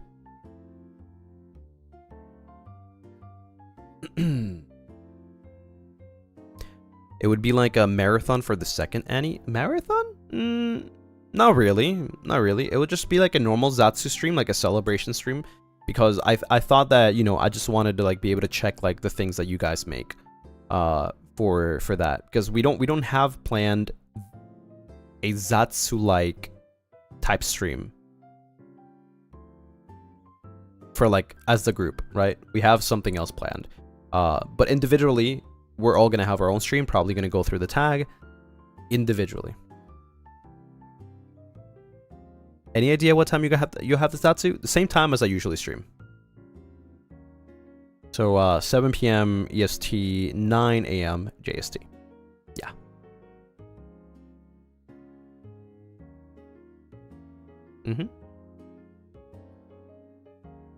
So yeah, I guess, yeah, I'm just telling you guys right now so that you could probably like start posting if you already have something. I think, let's see. I'm thinking of something here. I'm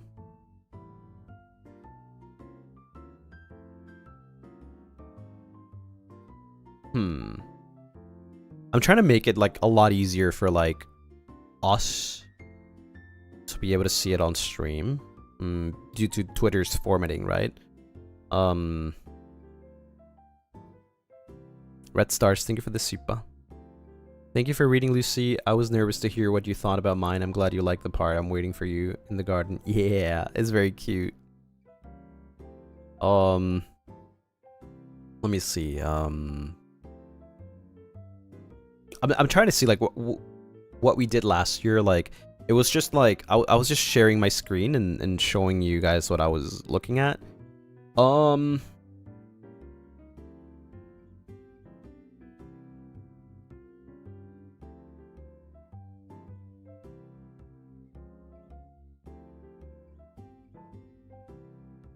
So I'm like thinking like what kind of formatting can we use?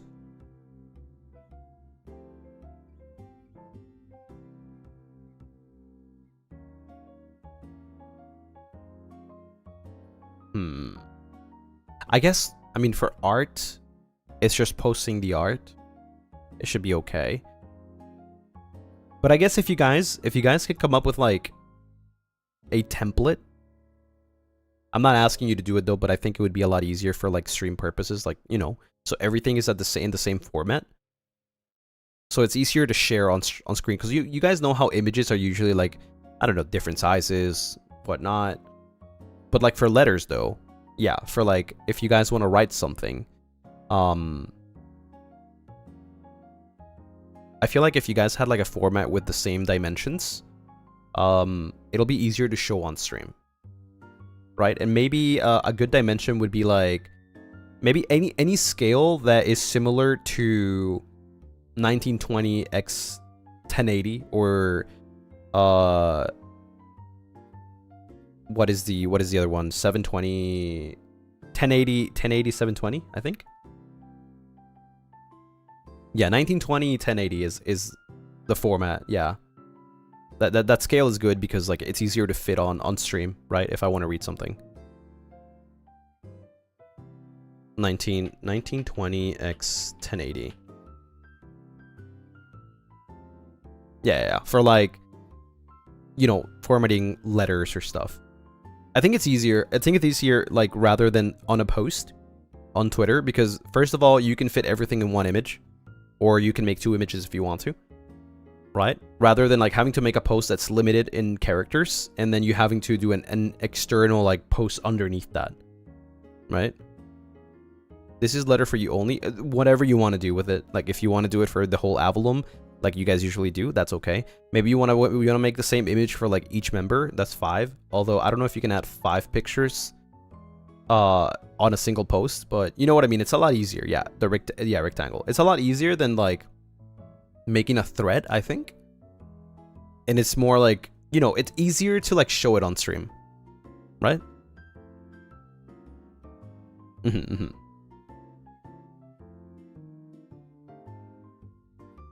Yeah, so if anybody, you know, is planning to make like a format or like a template Like that dimension is really good because that means that I can do this. Hold on. Let me go here really quick. For example, I can do this.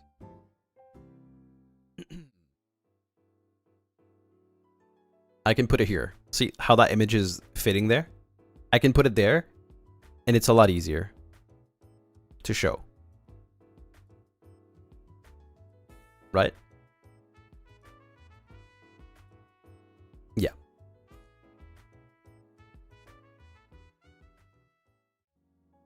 Your timer is running. I know. But yeah, I mean, I'm not gonna, obviously, like, I'm gonna expect that some people maybe will not do it in the format, but, you know, if most of them are in the format in like a little template, it would be really nice. So for Fanart, it's gonna be different. Yeah, Fanart, it's okay. For Fanart, it's okay.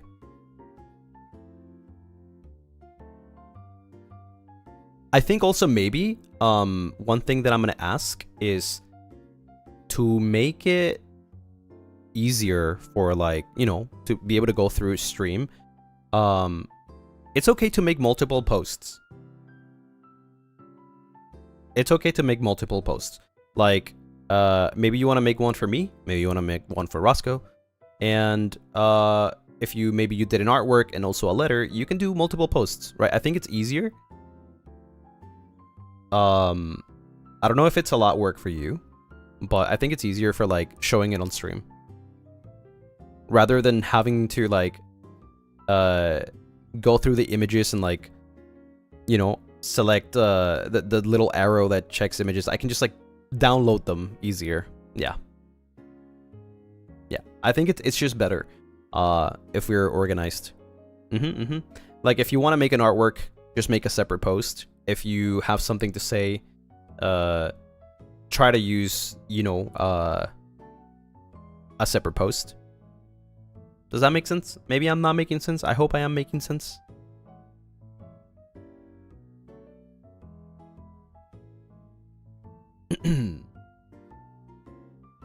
Yeah. If we keep things separated, I think it'll be easier to, like, go through it on stream. Hello, what are you talking about, chat? We're talking about the 2-year anniversary. Yeah, if you have any questions, just let me know. Like, maybe I don't know. Maybe you think of a question for tomorrow. Just, you can ask me tomorrow during the Satsu part. So no letter with art. You could. I mean, if you want to have the letter in the art, but I think it's okay to just, like, make an artwork with, like, just a separate post and then a letter on a separate post. I just think it's a lot easier to go through it on stream. But if it's too much of a hassle, like, it's completely fine. It just, I say personally, it makes it faster for me to go through with more on stream, rather than having to adjust for each individual one. Because when you have to adjust for each individual one, obviously you kind of, like, lose time, right? And then I won't be able to go through others, which is why a format is also really good. Like, if it's for letters, it's really good.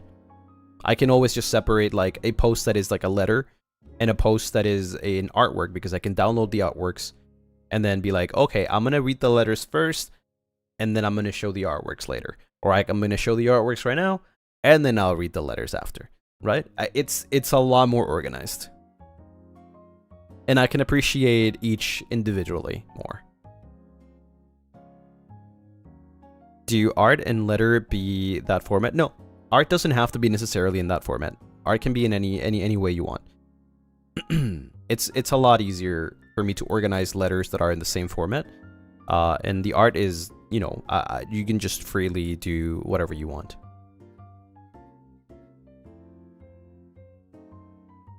Any size is okay for art. Yeah.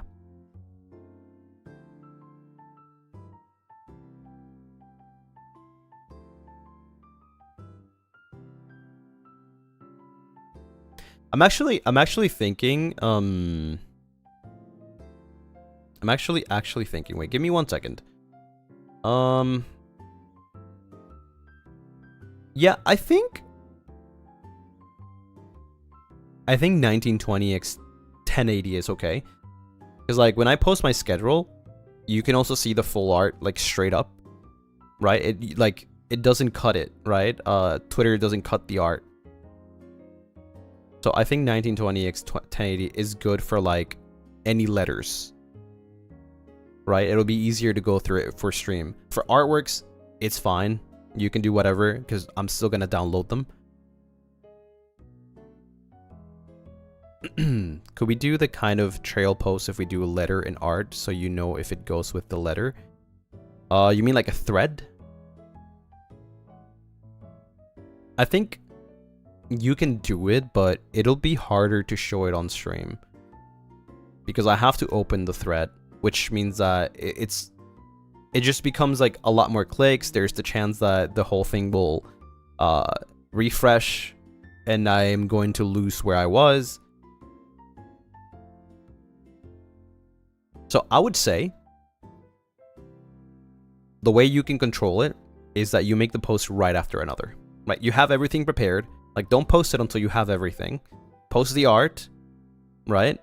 Or you can even like schedule it 1 second after the another, right? I know it might be a lot of work, but if you want me to see it like right after, like if you want to post the letter and you want me to see the art right after, like just post them simultaneously.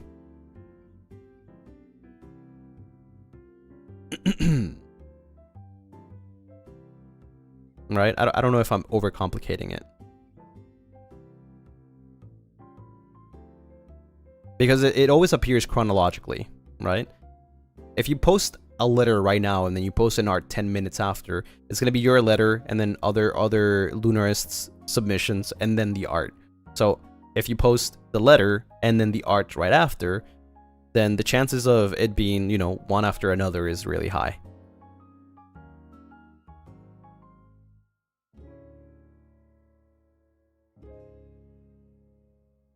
I think you can quote the letter. That's true too. That is true too. That is a good suggestion. You can always just quote the letter with the art. And also have to make sure to use the tag regardless.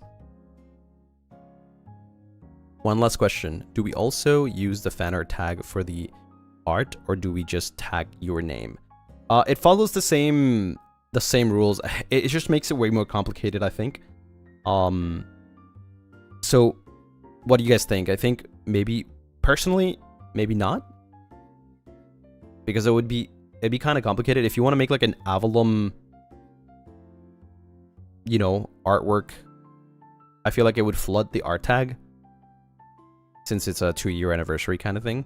But if it's an individual one, then yes, but it would be so complicated that maybe we should just not use the art tag and just the 2-year tag and the Lucien Lunaris tag. Plus, I think we don't use a tag for this reason, okay? This is the reason. I'm not gonna be checking the 2-year anniversary tag until the day, so I don't want to spoil myself. And I'm always checking Lunography for like art or maybe like a thumbnail or something that I want to use the art for. So I would spoil myself if I see art from the 2-year anniversary in the art tag.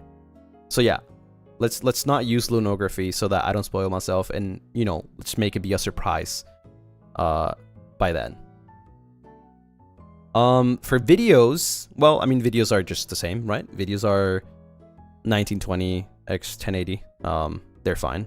However, remember that if you need to put a disclaimer that the video has copyrighted music, right? If it has copyrighted music, please put a disclaimer so that I don't accidentally play it on stream, and I can watch it off stream or mute it while I'm watching it.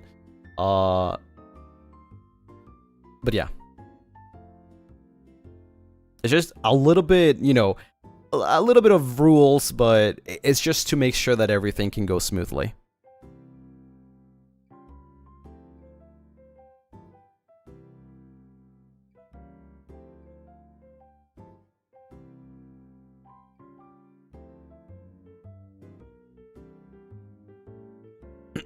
I will block you until the Annie to surprise you.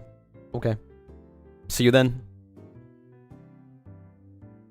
But yeah, for videos, the only thing I'm asking is that if there is copyrighted music, please put a disclaimer so that, you know, I don't accidentally play it on stream. Because, let's be honest, it's near impossible to have all monisons check every single video there.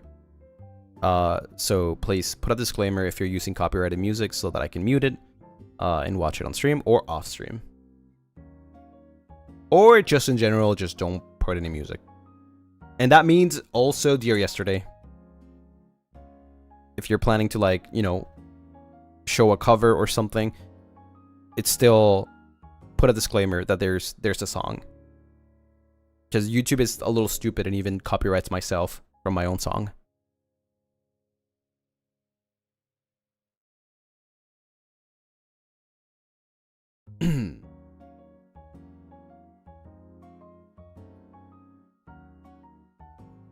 Yeah, the same for any Ravelum music.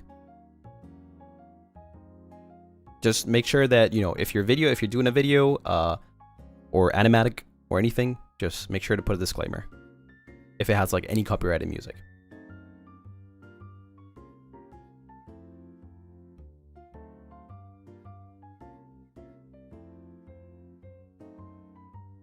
Yeah, I know it sucks. I know it's a lot.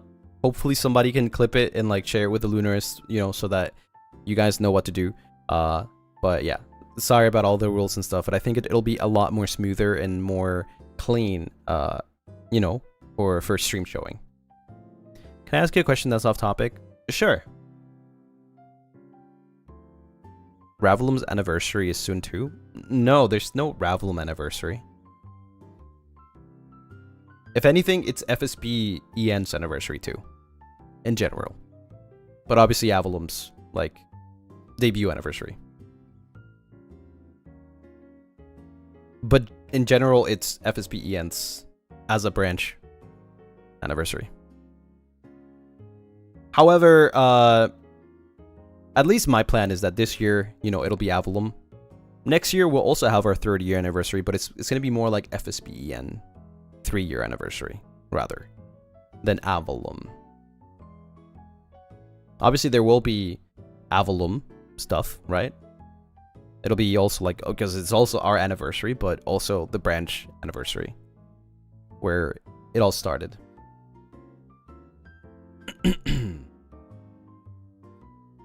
This is a bit off topic, but what kind of content can be posted using the general tag? Anything in general, anything. Like, maybe if you want to ask me, like, questions or something, and, you know, just don't expect that I'll reply to it instantly, or reply to it at all. I will see it and probably address it in a stream or something. So yeah, the general tag is just for anything in general. You can use it at for anything. It's just general. So only Avalon is one that has anniversaries? No. Everybody has their own anniversary dates, but this time is Avalon's anniversary. Is your concept supposed to be a vampire or a demon? I am a vampire. Mañana es bajada de Reyes. ¿Harás alguito? I'm playing Goodnight Universe. Or Goodbye Universe. What was the name again? Goodbye Universe. I'm not doing anything special.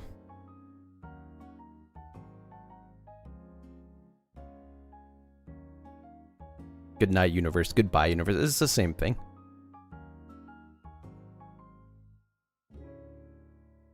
The question they asked was that I think tomorrow is the what? How do you call that holiday in English?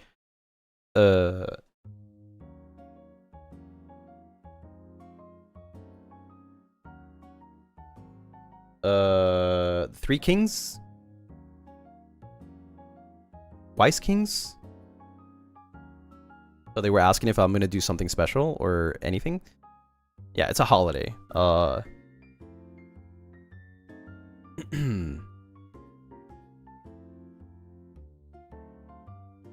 But no, I don't got anything special planned. Just my normal schedule. holiday is English? Wait, what? No, I'm saying, how do you call that holiday? Like, in Spanish is Reyes or Tres Reyes. But like, I don't know how you call that holiday in English. Because I don't think they celebrate that in English. Or at least not in America or anywhere else. Or maybe they do, I don't know. You say you'll talk about your schedule. Yeah, sure. Yeah, I will. What day? Tomorrow.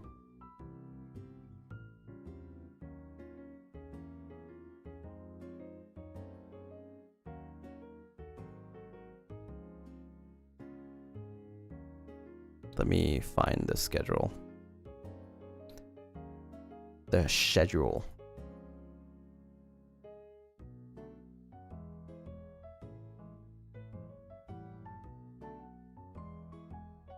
Three Kings Day.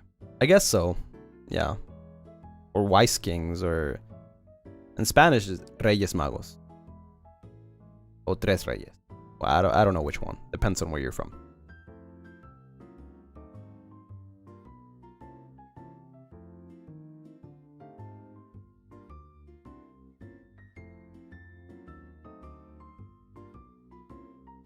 What is that celebration for? It's like it's the when the three kings I forgot. It's like when the three kings brought gifts to Jesus. It's like what's it called? Religious. It's a religious holiday.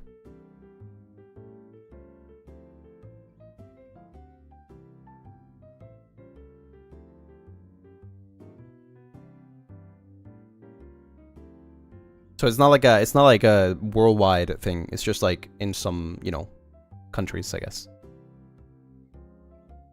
Christian holiday. It's celebrated widely in a lot of countries. But it's not like Christmas or New Year.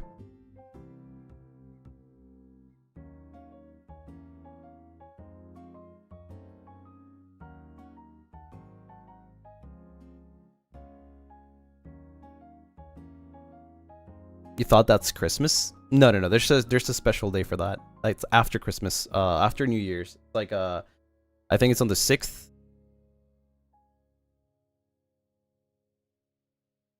Let me show you my schedule. Go. Lovely art by Aitai. Thank you. Admire it.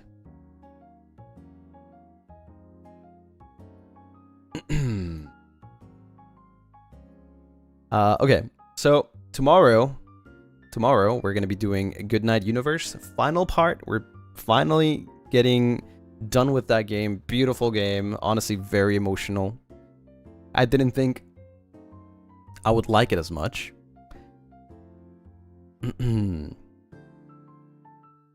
But I loved it. It's a hidden gem. Quick question, for the art that we make for the anniversary, does it need to be colored? Not really. You can do whatever you want with the art. If you want to do a sketch or make it colored or not colored, that's up to you. It's your, you know, whatever you want to do. I was being a little bit more strict about the letters or things that you're gonna write because it's a little more organized. Yeah. You like Harry Potter? I've never watched Harry Potter.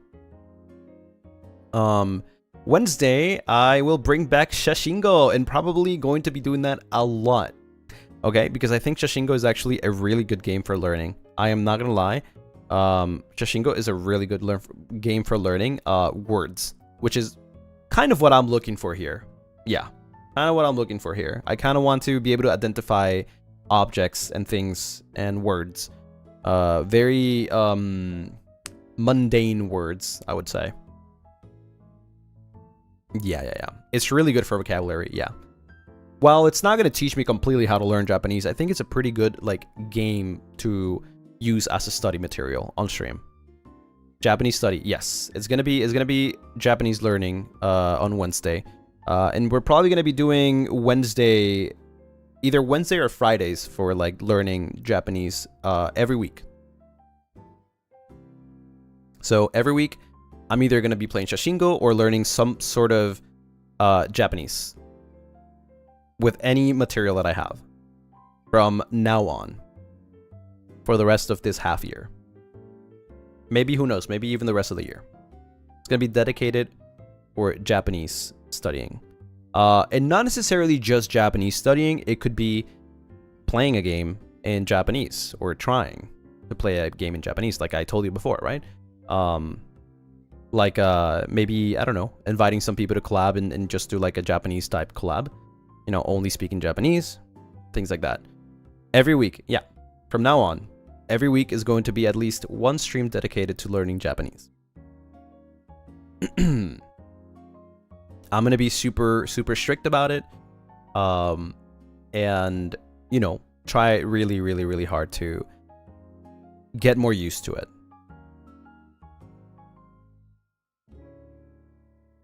So yeah, it's not gonna be a designated day, but it'll be either Wednesday or Friday.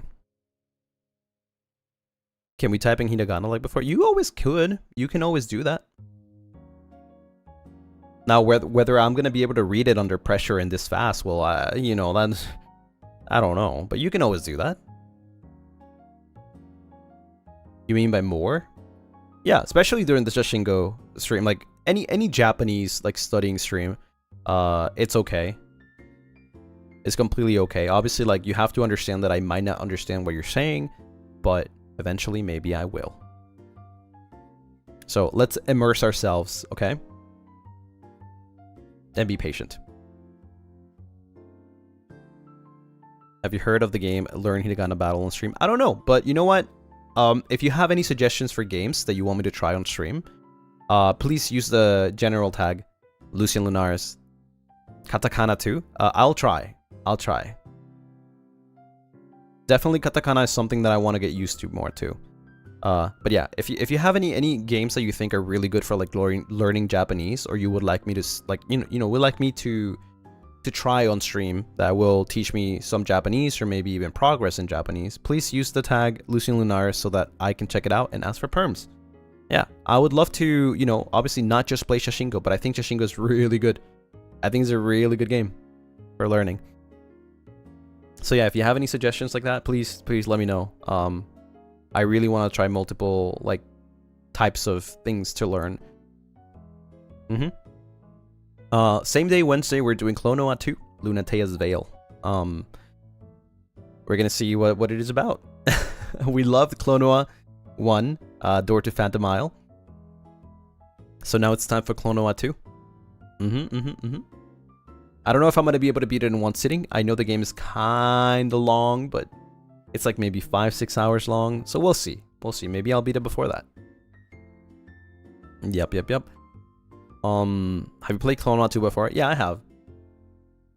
Thursday, we're gonna be playing Mage Arena with the boys. I'm not sure if everyone there is the one that are playing. I think there might be one more, or maybe not. But that's what I've got. We're gonna be playing Mage Arena and screaming Fireball. Finally, it's a meme game. And then Friday, the return of 100 Line, the Last Defense Academy.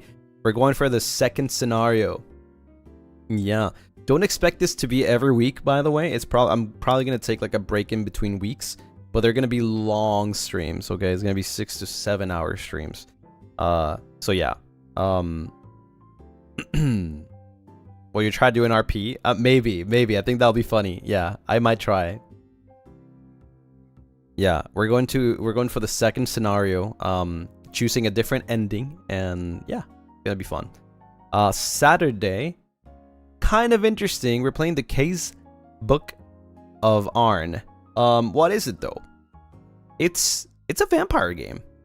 It's RPG vampire game.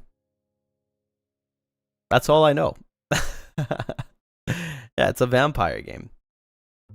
Think of Ib, maybe.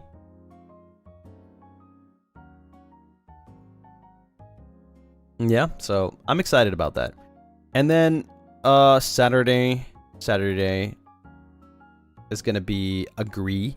It's a rage game about accepting the terms of service or terms of use. Yeah, it's a rage game.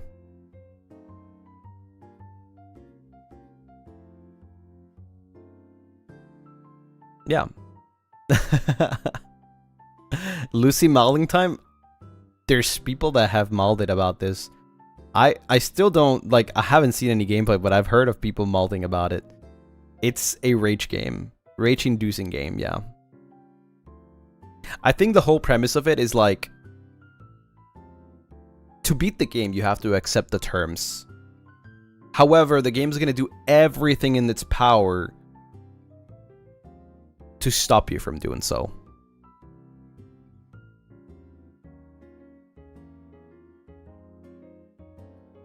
You know how when you have to, like, create an account or something, you have to accept the terms before you proceed? Kind of like that. Like, all you gotta do is accept them. However, the game's gonna stop you. How? I don't know.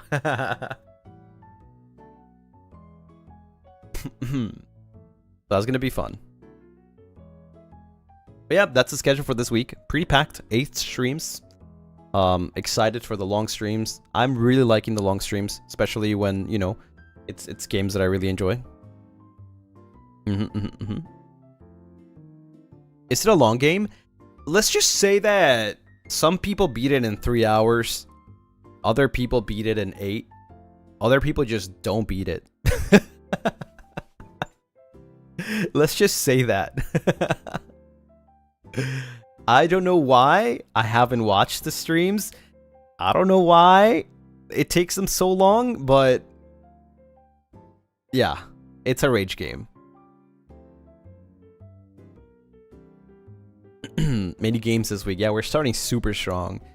But yeah, I'm just to track back a little bit. I am very serious about the Japanese streams. I really want to do once a week, at least one stream that involves any sort of Japanese. So if you have any suggestions, please send them under hashtag Lucien Lunaris. And I will, you know, I will try my best to get perms for it. Yeah. So yeah, well, that's about it for the schedule.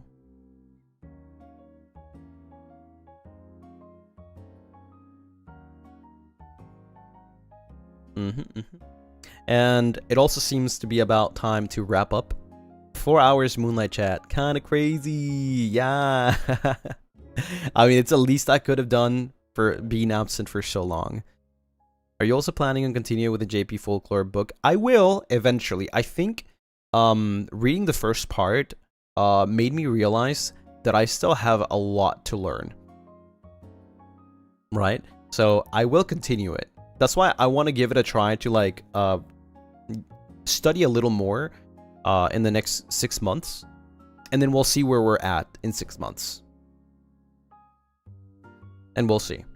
But yes, I have the book. Obviously, I want to be able to finish it at some point. But yeah, thank you everyone for coming today to the stream. I hope you enjoyed. I hope I was informative for some things, but I also hope that you guys can take the little message that I said today and apply it to yourselves as well. But yeah, thank you everyone for coming. It was a fun time. I hope you guys enjoyed. Thank you for the super 19. Thank you. First positivity check of 2026. Let's work harder, dream bigger, and be more gentle with yourself when life gets tough. If you need an ear, we're always here. Have an amazing week, Lucy and Lunaris. We will. We'll have an amazing, super crazy, one-tastic week. I'm excited because this is just the first week. There's gonna be so many cool things coming.